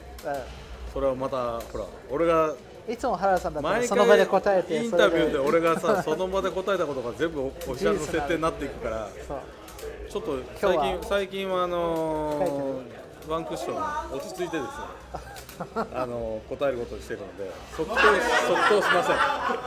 すごい変わった変化してる原田さんも。So the viewer is correct. Japanese sumos, that's kind of a ring name that they're given. It depends on the stable and whatever they're in. And so he does indeed have a real name. And this is interesting. Normally, the normal Harada from a few years ago would have said, yes, he has a name, and he would have said something on the spot, even if it wasn't decided beforehand, and that would be the new setting. We would go back to the team and say, okay, now this is the new setting. But he said he's evolved, and so he won't say it today. He'd think about it. And, so this is something that he'll definitely think about, right. Maybe releasing. Because I remember there was a press conference. Well, it was a press conference where you mentioned or you solidified the gender of Leo. So I thought maybe this might be something that you might be waiting to I mean, maybe you never thought about it in the first place to sort of announce, or maybe you're just waiting? レオみたいにその場で決めて答えてくれるかなと思って。じゃあレオはもともとあれはその場で答えたんだって、開発してた時の裏話をしただけだ。設定を答えたわけじゃないからね。オフィシャルの設定を答えたんじゃなくて、開発裏話を言った。開発してた時はそうだったんだけど、実際リリースした時はもうそのあえて性別不明っていう設定にもうオフィシャルにしちゃってるんで、本当かどっちかっていう話はないですよっていうことで。He said that's a little bit different because Leo was, when he said that, that was kind of like a behind the scenes conversation about when the character was in development. It doesn't necessarily mean that that's like the official, what would you call it, setting after the game comes out and the character's released. Okay, so that was in progress kind of. Okay, tomato. Well, minor details. Yeah. Okay. I feel like you're learning a few things here, Michael. To be honest. No, I mean, I'm always kind of at a loss of how to reply to some of these questions, even when he answers them. Okay. So a question here from 0x03. So Tekken 7 was introduced Tekken 7 introduced many new gameplay mechanics. You've got the rage drive, you've got the rage art, the tailspin, etc. Rage drive. Well, tailspin was in other games, but sort of as a main mechanic. That have all been excellent additions. Were there any gameplay mechanics that didn't make the cut? For example, EX moves for all characters, like with Akuma and Aliza. So just mechanics that were on the table that didn't really make the cut. And if any can be spoken of because they might be used in future editions of Tekken. 今回はあるか、なんだっけ、速くなるやつとかはもっと前、タグ2だっけ、あれは7に限って言うと分かんないね。ないね。要は計画して入らなかったやつ。多分ないね。ほとんど。今回結構計画してその通りに計画通りにはできてるはずだけどね。いやちょっと一部のプランナーとか細かく聞けばあるのかもしれないけど、少なくとも俺が最初に立てたお題目というか、こうやってこれとこれ絶対入れようねって言ってたやつで、逃したっていうのはないかな。Actually, Tekken 7 more than other installments has probably had a proper plan and everything went accordingly as far as, at the start what we wanted to implement, and then what actually got implemented is pretty much, according to plan. There wasn't anything that, oh wow, we're upgraded to can I have beer. Yeah, it's right in front of you. You've got right in front of you. Oh, thank you. Yeah. So yeah, I mean, there wasn't anything that we weren't able to do this time. I mean, because we had a pretty clear plan from the start. Okay, so that's good. Thank you. So this is a question about the storyline. So not really telling anyone about the storyline, but so we know the Tekken 7 storyline will be dark, and we might see the end of some long-standing characters. From your point of view, was this hard to write, especially as some of these characters have been with us for over 2 decades? いろんな人死ぬ前提になってるけど、前提でどれだけ書くのが大変だったかというか、ちょっと全然違うのが、全員死ぬんだったら多分俺ももう涙ながらになんだろう、そのスクリプトを書けなかった。俺が全部のストーリーのスクリプトを今その7のストーリーモード書いたわけじゃないけど、あらすじを僕は、十何年前に決めたんですけど、今回はあくまでですね、フォーカスしているのは三島という一家、つまり三島という名字がつくものの、対決、つまり、もちろん和美もエピソードも入ってくるんですけど、平八と和也ですね、三島平八和也、この親子の対決がどうなるかで、対決なんですよ、要は殺し合いですから、これどちらが生き残るのかっていうのが最大の、見せ場テーマになってくるんです。なので、そういう意味ではどっちか死んじゃうんで、それはすごいリスクというか、このキャラクターゲームにとってはちょっとありえないような、作りなんで。一回平八殺したんだけどね。いやだけどあれはさどう考えても復活を前提に殺してるじゃないですか。今回はちょっと結構シリアスに、この2人がどっちかがやられちゃうっていうのはシリアスに描いてるので、これはね結構僕らにとっては大きな賭けだったし、そこはやっぱり慎重に考えました。これどっちなんだっていうのはで、本当にそれでいいのかっていうのはだいぶ議論しましたし、はい、ただちょっとこの人あまりにも悲観的にこう全部の鉄拳のキャラが死んで終わるぐらいの感じに聞こえるんだけど、そうじゃないですかね。Yeah, it sounds like this person thinks like maybe half the cast is gonna die in the game, but that's not the case, you know. I mean, the story is focusing mainly on the Mishima, which would be Heihachi and his son Kazuya. Of course, Kazumi makes a small appearance in it, but it's mainly between those two and the showdown between them. So obviously, maybe one of those two will die. It's kind of a serious tone to the story this time. And I just kind of threw a jab at him and, you know, well, you killed off Heihachi before, right? He said, no, that was just, you know, there was always an opening there for him to come back.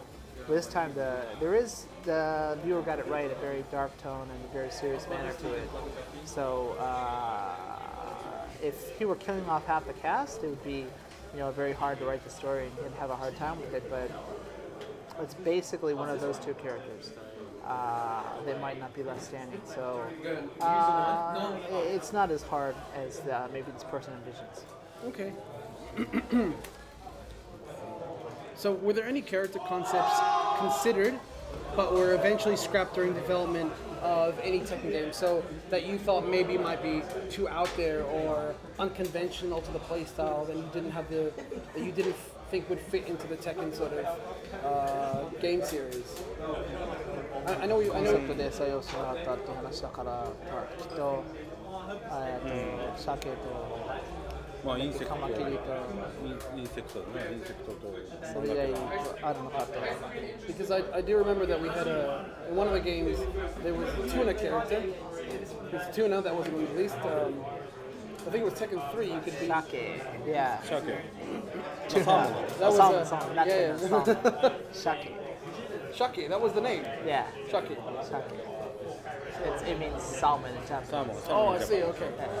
That could have been the only unreleased character. I mean, sort of a concept of the character. It was a concept. It's pretty famous among people who are hardcore Tekken fans. I think he's brought it up before. And also the insect.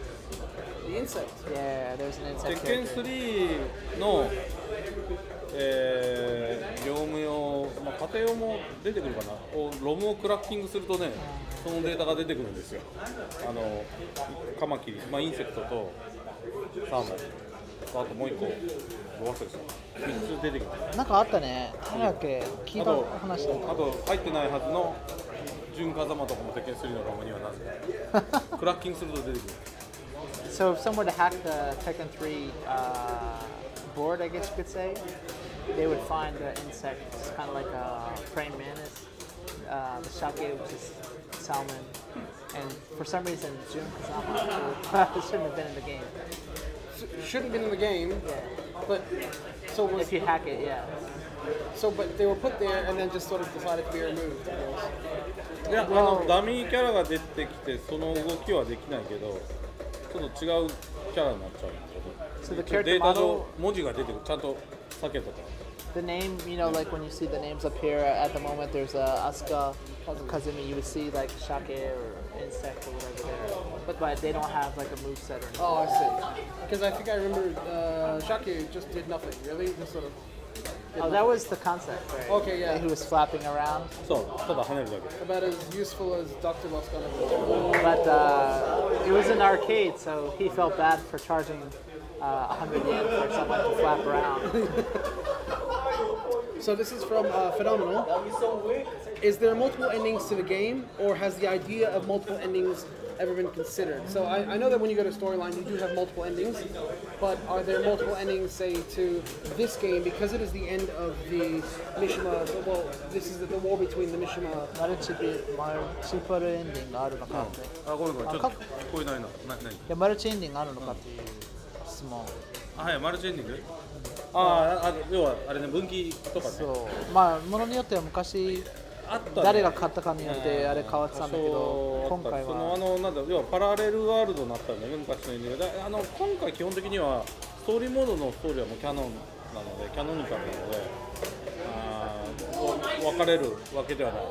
プレイヤーによってちょっとプレイヤーのプレイによってキャラクターの運命をちょっと分けちゃってるとストーリーの整合性がつかなくなるので、そこはキャノニカルになってます。俺もちょっと分かりにくかった。昔誰が勝ったのかって聞かれると、いやこいつが勝った。あれキャラごとにパラレルになってたんでなんで今回そういう感じではないのと、まあキャノニカルにあんまり絡んでないキャラもそのキャラクターエピソードの形で一応エンディングであったし、そこはキャラごとに見てもらうと分かると思うんだけど、今回そんなにパラレルな感じでも。Well, I don't know if this is what they're basing the question on, but in the past we used to have Tekkens that who won the tournament or what kind of ending. It varied depending on the, I guess you could say, the point of view from which character you cleared the game with. But this time, it's a canon story, so there's one just main storyline. So it doesn't change depending on, whatever. That said, there is the main storyline with the Mishimas and the conclusion between the battle between the father and son, but some of the characters that don't play a major role in that main story arc get a different treatment in kind of these character episodes that have kind of a special ending for each of those characters. I see. Okay, thank you. Just quickly before we get into the next question, I just have to apologize in regards to the stream. We did go down a little bit earlier simply because we had a problem with the PlayStation 4. Somebody tripped the power cord. So we've got it back up and running, and thanks to the staff at Hado who are running the tournament. So thank you for them. We've got the top 8 currently running. What you said earlier sort of feeds into my next question here. Are there anyone besides the Mishimas and Akuma, I mean, if you can say before the game comes out, that does play a pivotal role in the storyline? So I know that Nina, for example, works for, I think it was Nina and Eddie, do they work for Kazuya? I can't quite remember. Yeah, but we were wondering if maybe there was, no, that's a complete, nothing on that one? No, I mean, you can ask it. そうそう、いわゆるニーナドクとかね、ぜひストーリー自分で見て Yeah, we can't talk about those kind of things that we can only say that you have to watch the story to find out who Nina works for. Of course, I mean, whatever. We had to ask the question, but that's probably the best answer. We've waited for it for so long, we may as well wait a couple more months. It's just... The only thing we can say is the story has been designed that Tekken 7 has been made to be very accessible, right? Because of the games and mechanics. Getting off the ground is a lot easier than it used to be. Throw escapes, this kind of thing. So it's done because we hope that a lot of people in the fighting game community will pick up Tekken who maybe haven't before. So on that hand, the story was kind of designed to clear up a lot of long-standing mysteries for fans who have been around for quite some time, but at the same time kind of give some background to people who have no idea of what the story is about. It's a great direction to go towards, to be honest, for the new players of the game. Right. Because we do get quite a lot. I mean, even in the arcade scenes, every sort of so often we have somebody new who joins the arcade scene.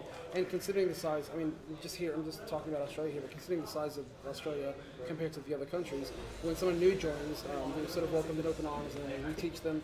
And it doesn't happen very often, but then they join sort of a family of ours, and we grow for. We've got Tekken players here that have been in the scene 15 years running now. So and we don't really.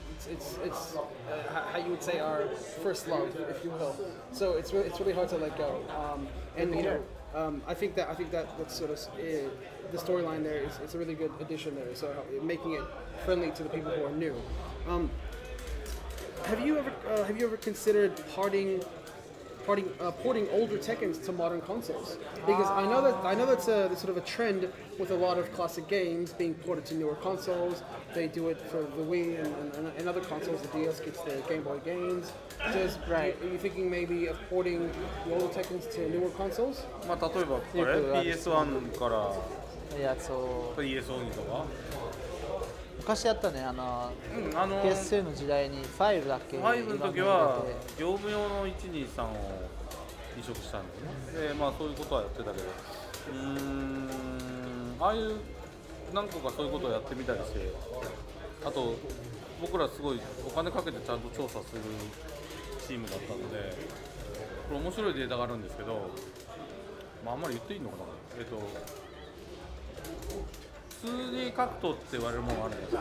今世の中で残ってる格闘ってほとんど 2D 格闘だと思うんですけど、まあ、テクノロジーがポリゴンでもそのゲームが 2D 一軸の2D 格闘ゲームってシリーズごとに、コミュニティというかファンというかコミュニティが残るんですよ。例えば、まあ、これ思い切って言っちゃうけど、例えばスパツ X とかいまだにそこに残ってる、そのスパツ X 残っちゃった人は次の作品に行かないで、いわゆる卒業率と呼んでるんだけど、卒業して次の作品に行くかどうか移行率とも言っていいと思うんだけど、例えばスト3が好きな人はスト3で、スト4が好きな人はスト4、これあくまで別にソリッドファイターとの比較って意味じゃない。 2D 格闘は割とそういう傾向がある。3D 格闘、まあ、いわゆるバーチャファイターとか鉄拳とかっていうのはもともとポリゴンっていうテクノロジーとかに興味があって入った人とか話題性で最初入ってきた人が多いゲームっていうのもあって、その客の思考が違うのか移行率が非常に高いんだね。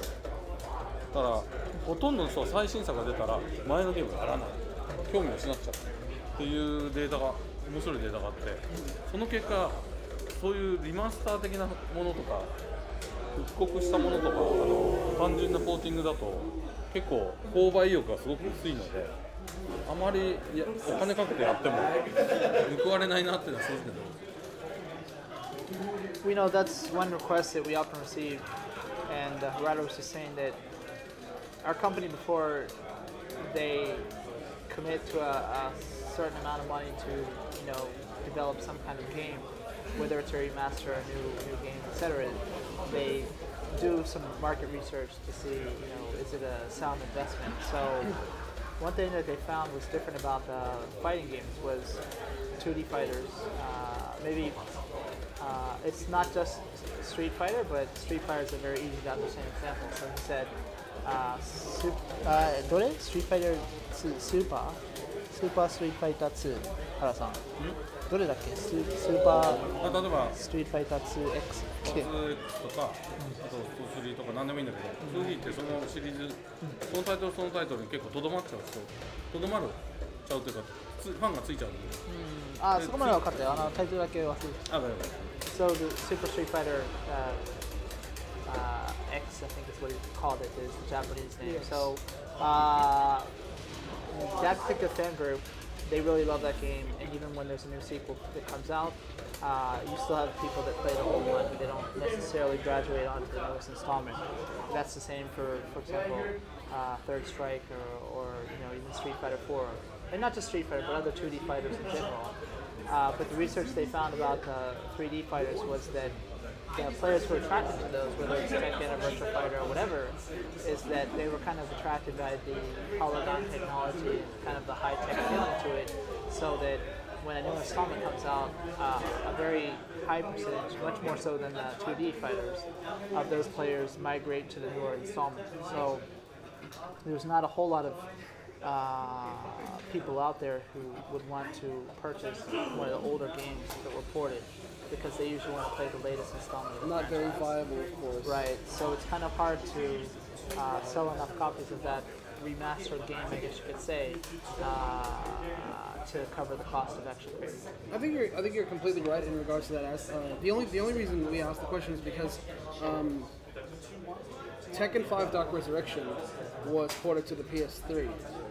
And that, I think, I'm pretty sure you all have the statistics, but when you ask the majority of, say, older Tekken players who have been in the scene for a long time, their favorite Tekken game was Dark Resurrection, right? And so that was ported over, and I don't have the statistics, but I can only assume that was a hit when that was ported over. But that wasn't an old game at the time.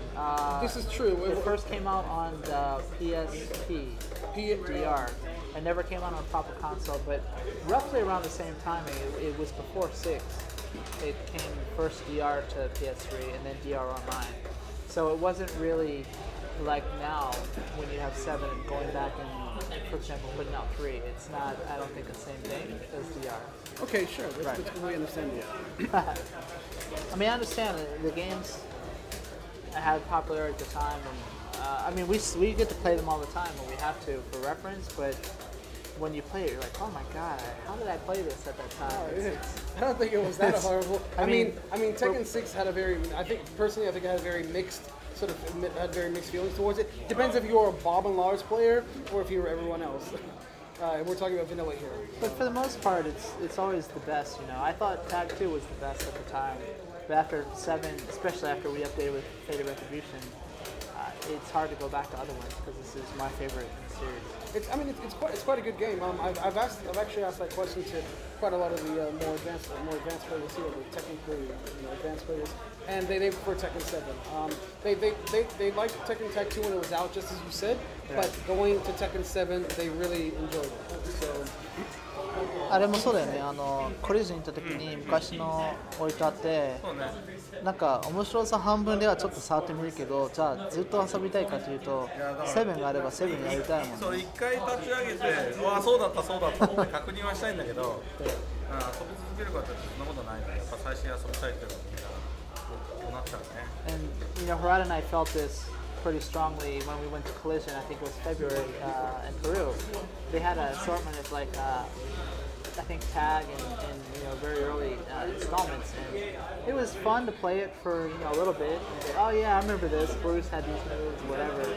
But it gets old pretty quickly because you have the latest and greatest, like right there. So you're more inclined to play Tekken 7. So, we understand it's got the nostalgia effect to it, but it's kind of hard to compete with the latest. I completely understand that. I mean, nostalgia effect is probably why. A lot of us here still enjoy playing Dark Resurrection. We do play the latest rendition that we have on console or the arcade because we have Australia is considered an arcade country. So if we have the option, we'll always pick arcade, regardless. But when it comes to consoles, we actually default back to Dark Resurrection when we want. It's just. It was a popular installment. Yeah, it was quite popular. So I have another question here. Did you ever consider making a Tekken spin-off? Now, I know that Tekken Tag 2 is not canon. The Tekken Tag series is not canon. Did you ever think of making any sort of other spin-off that had to revolve around any other character sort of storyline? Like Tekken Cross Street Fighter? I just kidding. Well, look, I'm not going to ask that question. I know you've been asked plenty of times, and I know there's no answer, so I'm not going to bother with it. But when spin-off なんか作ろうと思ってたんですか？なんかスピンオフ、テッケンクロスソルジャーターとかはスピンオフっていうかコラボレーションで、スピンオフはやっぱりいろいろアイデアとか話は出ますよ、いろんなところから。自分たちのチームとかプロダクションだけじゃなくていろいろ外からね、こんなのどうなのかたくさん出てくる。だから時々面白いアイデア出てくるとは思うんですけど、ちゃんとちょっと調査したこともないんでわかんないけど、鉄拳をやってるプレイヤーが割と本当にスピンオフを望んでるかどうかっていうのは一回調査してみたいね。それでよっては意外な結果が出たらやってみたいなと思います。You know, it's an interesting topic. A lot of times there's internally ideas that come to us, not from our development team, but since it's such a huge IP and we are such a huge company, often other groups inside our company say, hey, we have this cool idea to do this kind of thing with Tekken. That happens quite often. But from our side, it really depends. We haven't really done any research, so it'd be kind of interesting to look into it and see if people want something like that.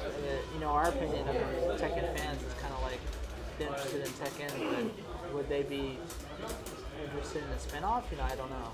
It might be something interesting to look into, though. To be quite honest, talking about, say, Street Fighter Cross Tekken, putting Tekken characters into a Street Fighter game it didn't really work out so well. But putting a Street Fighter character into a Tekken game using the Tekken engine seems to have worked perfectly. So it seems that Namco has sort of perfected that sort of formula when it comes to importing characters from other games into Tekken. When you say it's interesting about that, I think that if you were to import characters and adapt them to the Tekken engine, Tekken players would play them. I mean, you've got 2 more characters, I believe. That would be a collaboration, not necessarily. Well, I mean, we're talking about this collaboration, of course, and spin-offs, but spin-offs don't necessarily mean that there shouldn't be collaboration, of course. But I feel like if you're able to import Akuma perfectly into Tekken, where he plays like a Tekken player, but still has these sort of Street Fighter feel to them, Tekken players will play them. You know, so if that's the case, then I would say that most likely, if you can make them feel like a Tekken character, Tekken players would have no qualms about them. So I mean, and you've perfected it here with Akuma. So yes, he does. Yes, he does play like. どうだ、パーフェクトかどうかは分かんない。まあ確かにキャラクターあれでも苦労してるからね。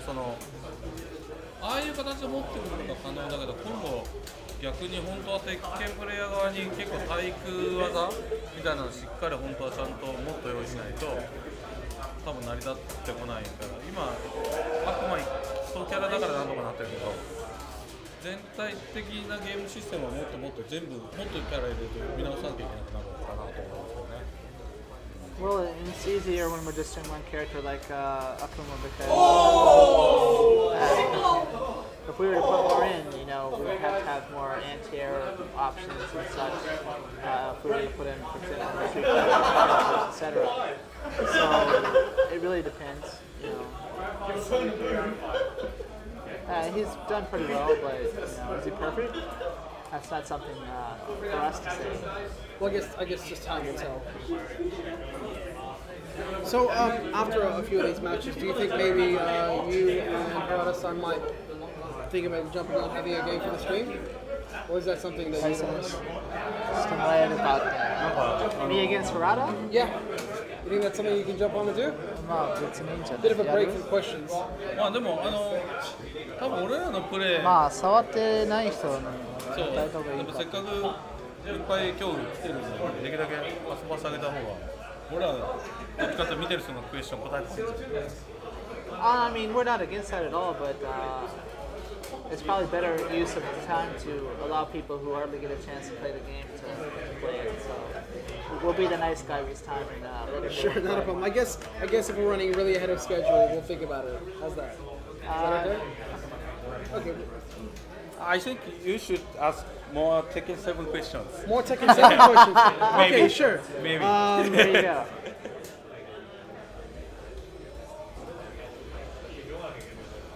So, Tekken 3 was the first game to really push graphics and particle effects. In Tekken 7, you guys are taking it to a whole new level with the 4K. What have been some of the challenges in making the game as pretty as it is, coming from Tekken 6, so from Dark Resurrection into Tekken 6, and that was a sort of a big sort of graphical update there, and then going to Tekken Tag 2 a little bit better. But Tekken 7 and Tekken 7 Fate of Retribution in general, what sort of challenges did you have in sort of making it as beautiful as beautiful it is? Because there is no other fighting game as lovely to see and to watch as Tekken, in terms of Tekken 7 Fate of Retribution. チャレンジはあれか UE4 効果的に使う。Were there any big sort of hardware challenges and software challenges? なんだろうな、まあいわゆるグラフィック全般という意味で言うと、外部エンジン使うの初めてで、僕ら描画エンジン含めて全部スクラッチで書いてたんで、人のというか第三者のエンジンを使ってみるっていうのはかなり勇気はいりますよね。ただ本当のチャレンジは、鉄拳7のコンセプトの一つである、そのプレイしてる人と見てる人ができるだけ一体感持てるような演出をどうするか、この方がチャレンジでしたよね。そのスーパースロー、いわゆる体力が少なくなった時にお互いのどっちの技が当たるかっていうスーパースロー演出だったり、レイジアーツみたいなこう駆け引きのポイントがこうターニングポイントが見てる人もプレイヤーの駆け引きが見てる人にも伝わるっていうところをどう見せていこうかっていうことを実際やることの方がチャレンジだったかな。The graphical level is something that was achieved using Unreal Engine 4, and so that was kind of a challenge because we've always created our own graphical engine up until now, coded it from the start, So it is kind of a risk to take an outside engine that we didn't have experience with, and to use it to display our graphics. So there was that challenge, but the more challenging aspect was not just what to do with the graphics, but the gameplay itself, and in the event that you have to make the game feel new to the player, but also to try to create elements where the people viewing the game can enjoy just as much and feel just as excited about the game, or even to more easily comprehend the game if they're not very knowledgeable about Tekken. These are kind of the objectives we had, and how the game looks, and the kind of impression we want to give people when they're watching. These kind of things had to be done through the game design as well, so that was more of a challenge. Are we doing tournament, or are they No, so, kind of so currently it's just sort of it's exhibition now. So okay. We had tournament on earlier. The previous match and this one here are just exhibition matches. Cool. Yeah. So they're taking a little bit of a break. Go ahead. Yeah. So I think thank you very much for that. We do have some questions, but I think we might put it down just for a little bit. We're fine. You want to ask questions? We've got more. I mean, we want to give you a break. We always have more, right? No, we don't need a break. We're here. We might as well. Okay. We'll ask a couple more, and then we'll have a small break because we're running ahead of schedule right now. So I'll ask a couple more questions, and then we'll give you some time. So this one is specifically for you, Michael.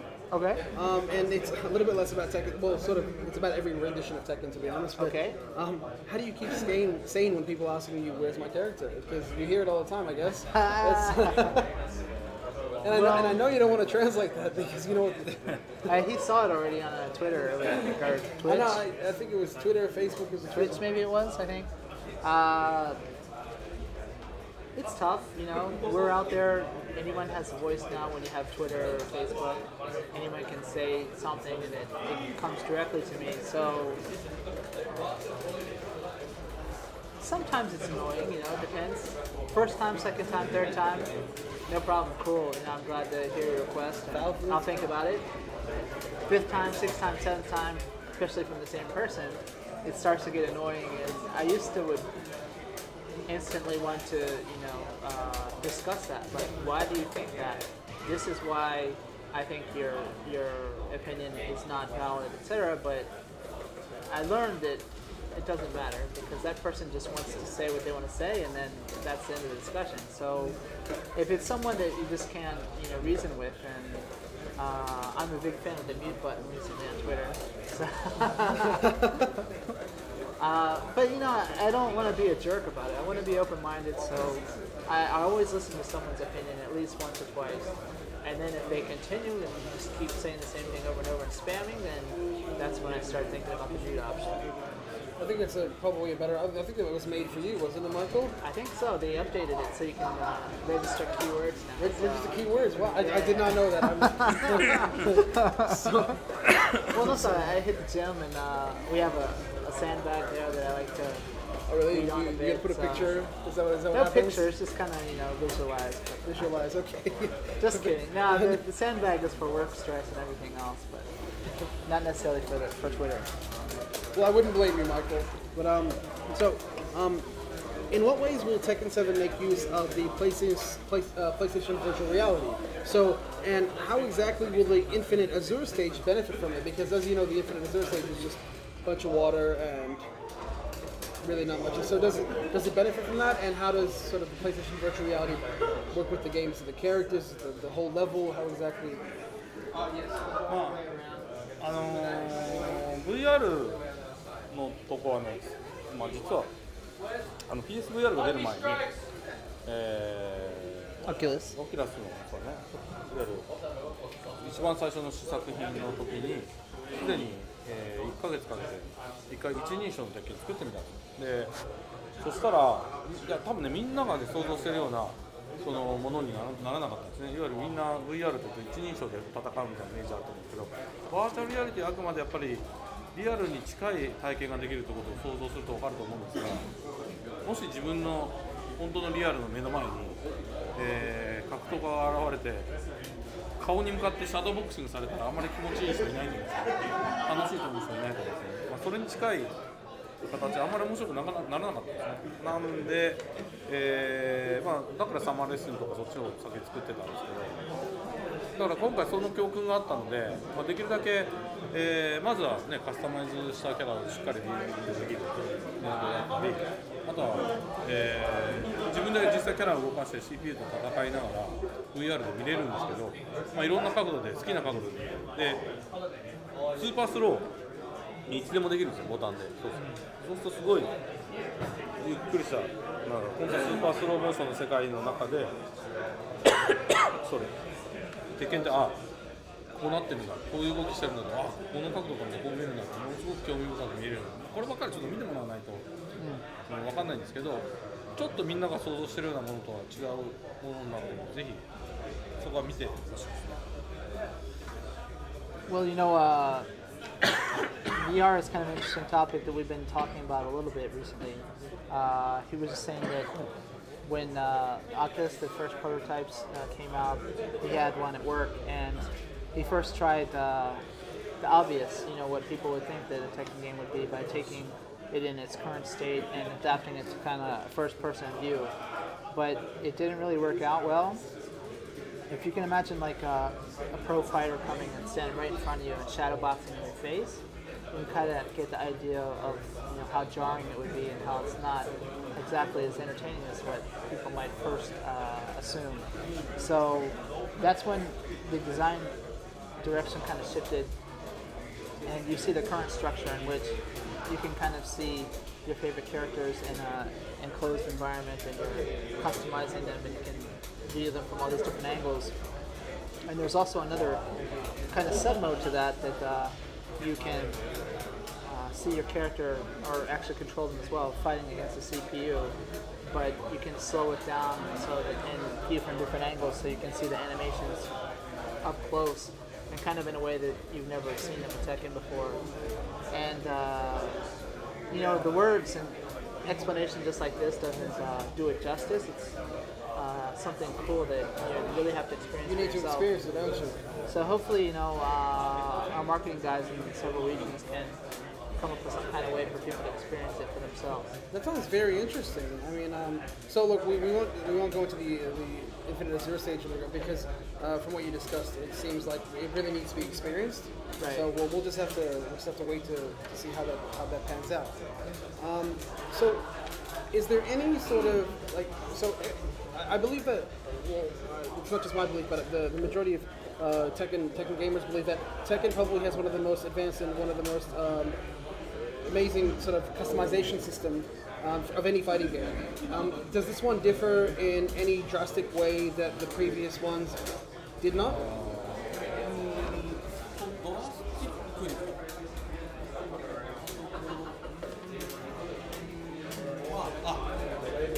色だね。カラーパレットは相当アーケードにもなかった。アーケードだったけど、いちいち買ったりとかするんだよ、色。結構でもかなり細かく今回は色の合いの調整。カラーパレット、本当にすごい快調。前より全然ね、前は確かレッドとかブラックとかそういう感じだけど、今回はそういう意味で組み合わせはすごい。もともとカスタマイズのボリュームもだいぶちゃんと用意してますけど、色とかをカスタマイズしやすくなって、そこはかなりドラスティック。それもそうなんだけど、前なかったかもしれないのは体力ゲージとかプレイヤーパネルとか、そう UI 系だよねのカスタマイズね、あと称号とかそういうのは結構いっぱい用意してる。So there's a lot of customization options.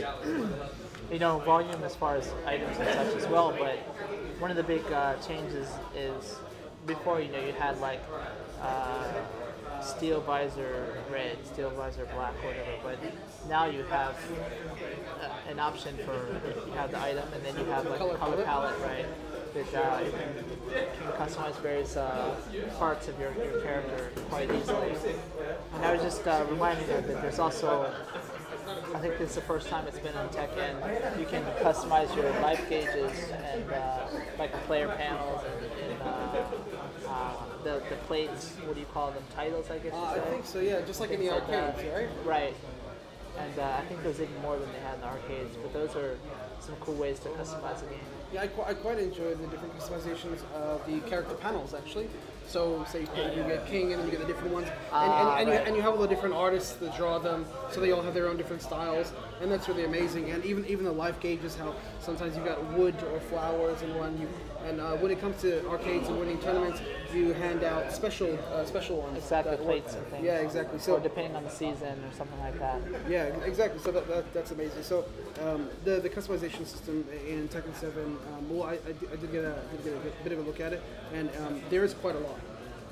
So we don't want to spoil anything for the fans. When the game comes out, they'll see exactly what's happening. So thank you very much for that. I will be jumping out, and we'll have Yusuf from Sydney Tekken jumping in. Thank you. Thanks very much for that. Thanks, man.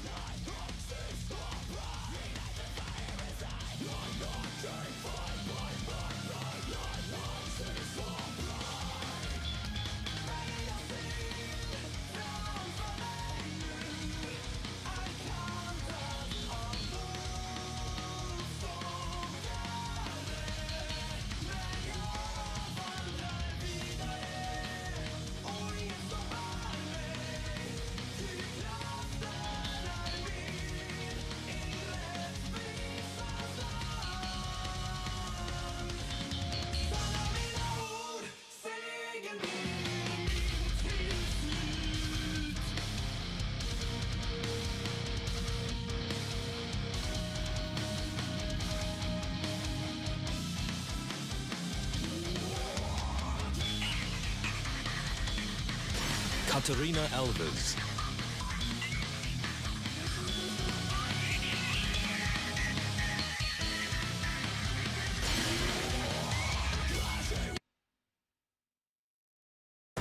Get ready for the next battle.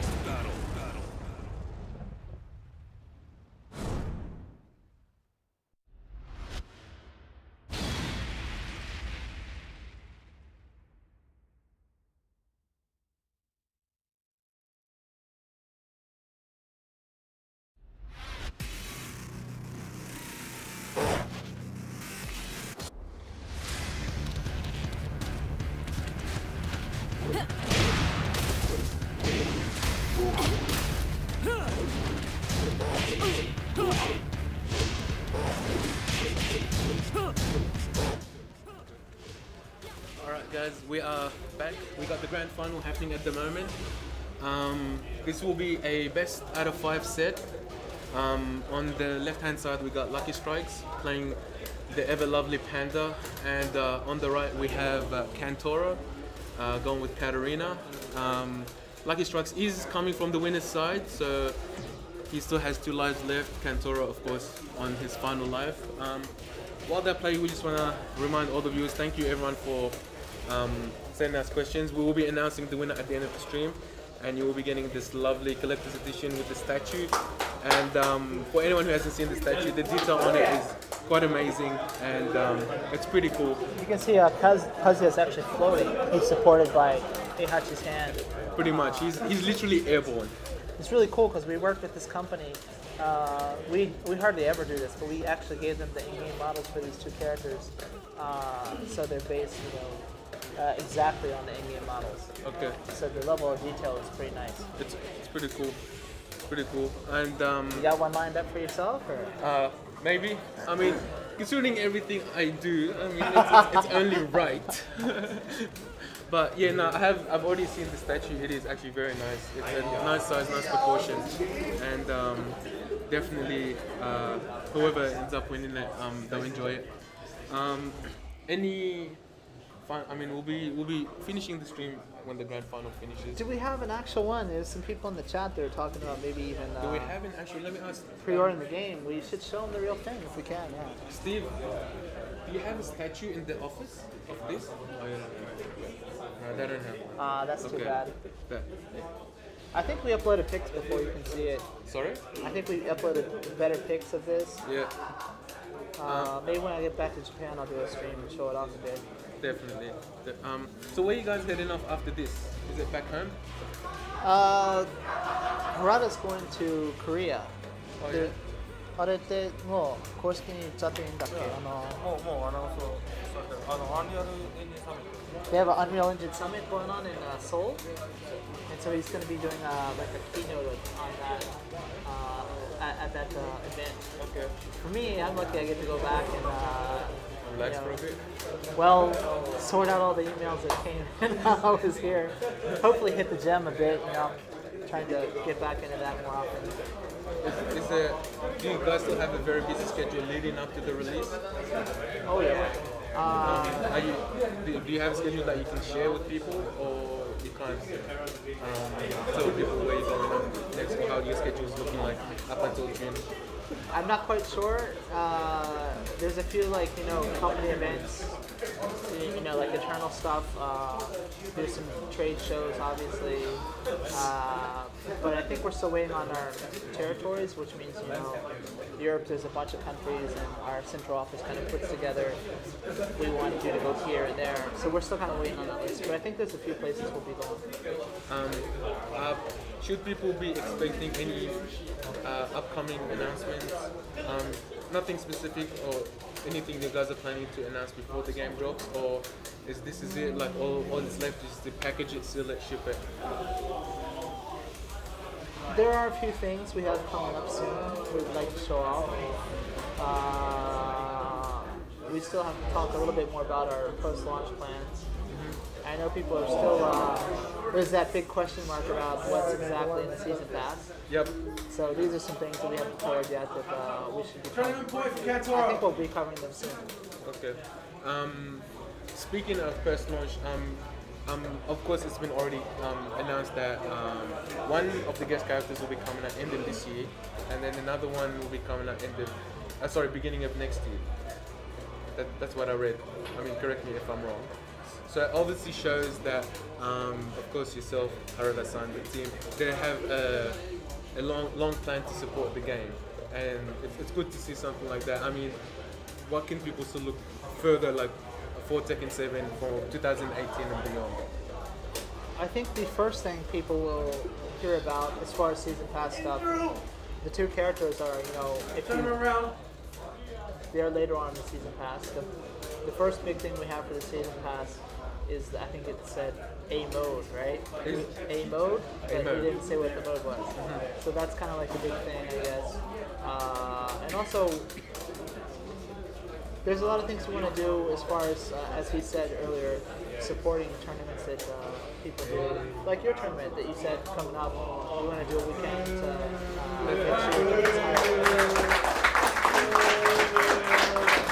As far as, and also, like Final Round is already wrapped up, but like Combo Breaker or some of these other Final Round is always a good round, yeah. And of course, anyone else who wants to. So tournament's done. Just want to say thank you again to Ozhadu. I mean, I'm part of the organization for running this event. If you guys have any interest in joining the Tekken scene or the fighting game community in Sydney and Australia, please check us out on ozhadu.net.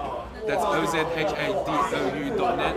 You guys have something going on Saturday. We have a monthly event. It's called the YSB, York Street Battle. It's happening actually this Saturday. We will have actually 6 setups with the latest build available for people to play. Like includes the new stages, Eddie the Bears. Of course, the latest build is the Eddie and the Bears. Definitely do check us out. Again, ozhadu.net is the website with all the information. Thank you, Michael Murray. Thank you, Harada-san. No problem. And we will be doing a presentation in a second, so just everyone stay with us, and thank you. We're getting a presentation? Short one. Okay. Is that right? No, you just gotta word it carefully, or people are gonna be like, "Oh my god!" Oh, sorry. It's not. When I said presentation, I mean we're just gonna present something to Harada-san and Michael Murray. I don't mean to get the viewers' hopes up. We're not revealing anything, so I'm sorry if I. Today is just to have fun, give people time. But anyway, thank you all for joining, and just stay with us. Cool. Thank you, Michael. See that?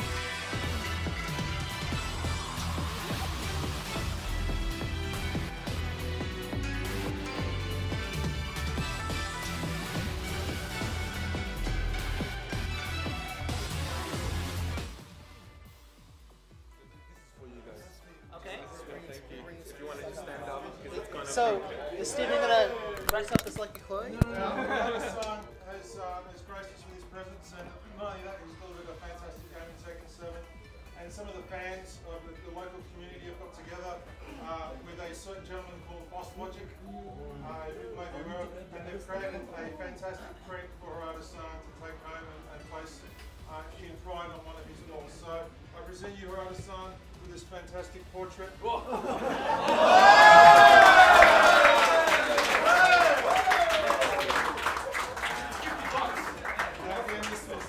This was done by Boss Logic, but with the inspiration of the Tekken community, and it was done with much care and much admiration of Harada-san, and we represent it to you.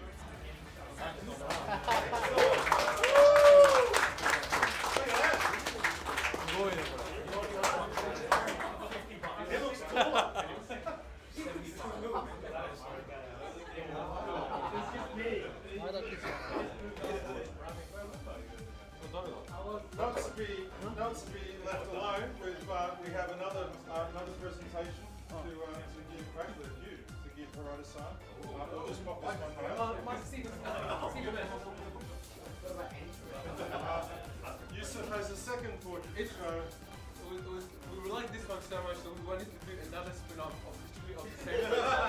So this is when Harada gets angry.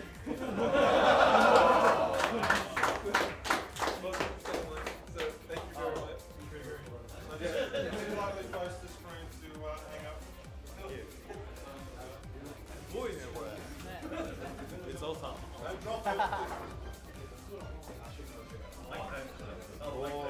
Lovely. Okay, we also have some other presentations from the local Tekken community. This is when he's angry. Of course, every time Harada-san and Makamari come here, we like to give him a t-shirt or something to remember us by. Unfortunately, his Brisbane Tekken t-shirt got stolen, so we decided to... and he was very upset, but this time, even though he was in Sydney, we want to do one from Australia Tekken, not from Sydney or Brisbane. So we would like to give Harada-san this special t-shirt. And of course, where's Jeremy? Jeremy is Jeremy, right? So actually, Jeremy, everyone, he's the one who designed these jerseys. So round of applause for Jeremy, please. Thank you. You should put it on Harada-san. And I mean, we can't have Harada-san without Makumari. So Makumari, please. Of course, Makumari's favorite character is Double G.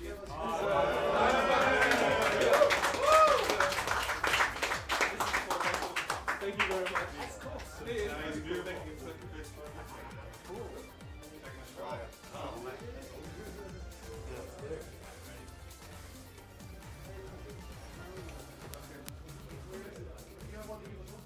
And we have Yuvan, who flew all the way from Melbourne just to be here, and he also wants to give you a t-shirt, Harada-san. T-shirt? Whoa! Look at that. Yeah! Oh!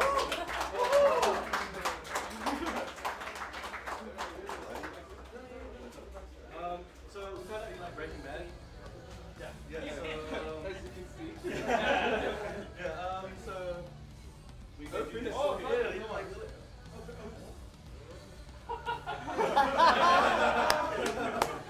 Heisenberg. No, it's Harada. It's you. Turn it. Oh. Breaking Bad.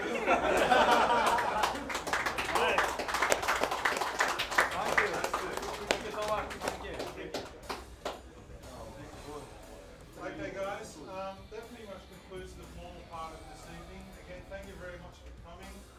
If you'd like, we have some photo opportunities with Harada-san if he's willing to get some... Now that we've given all those laid out, and we'll take a nice group photograph up in front of one of the fantastic banners. So thank you very much for coming. We can still keep playing the games until the 10 minutes is still going. But,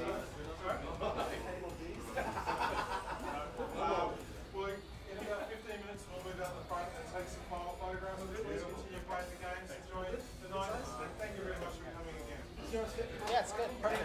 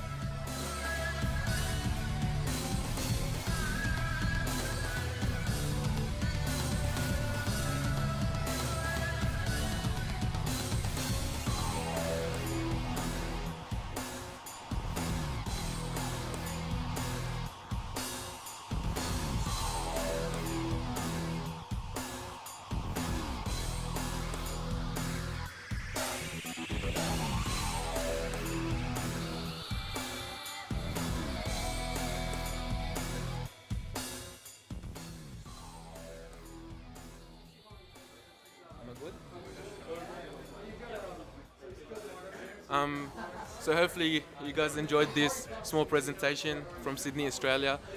And thank you all for tuning in. There's one last thing left. I would like to announce the winner for the collector's edition.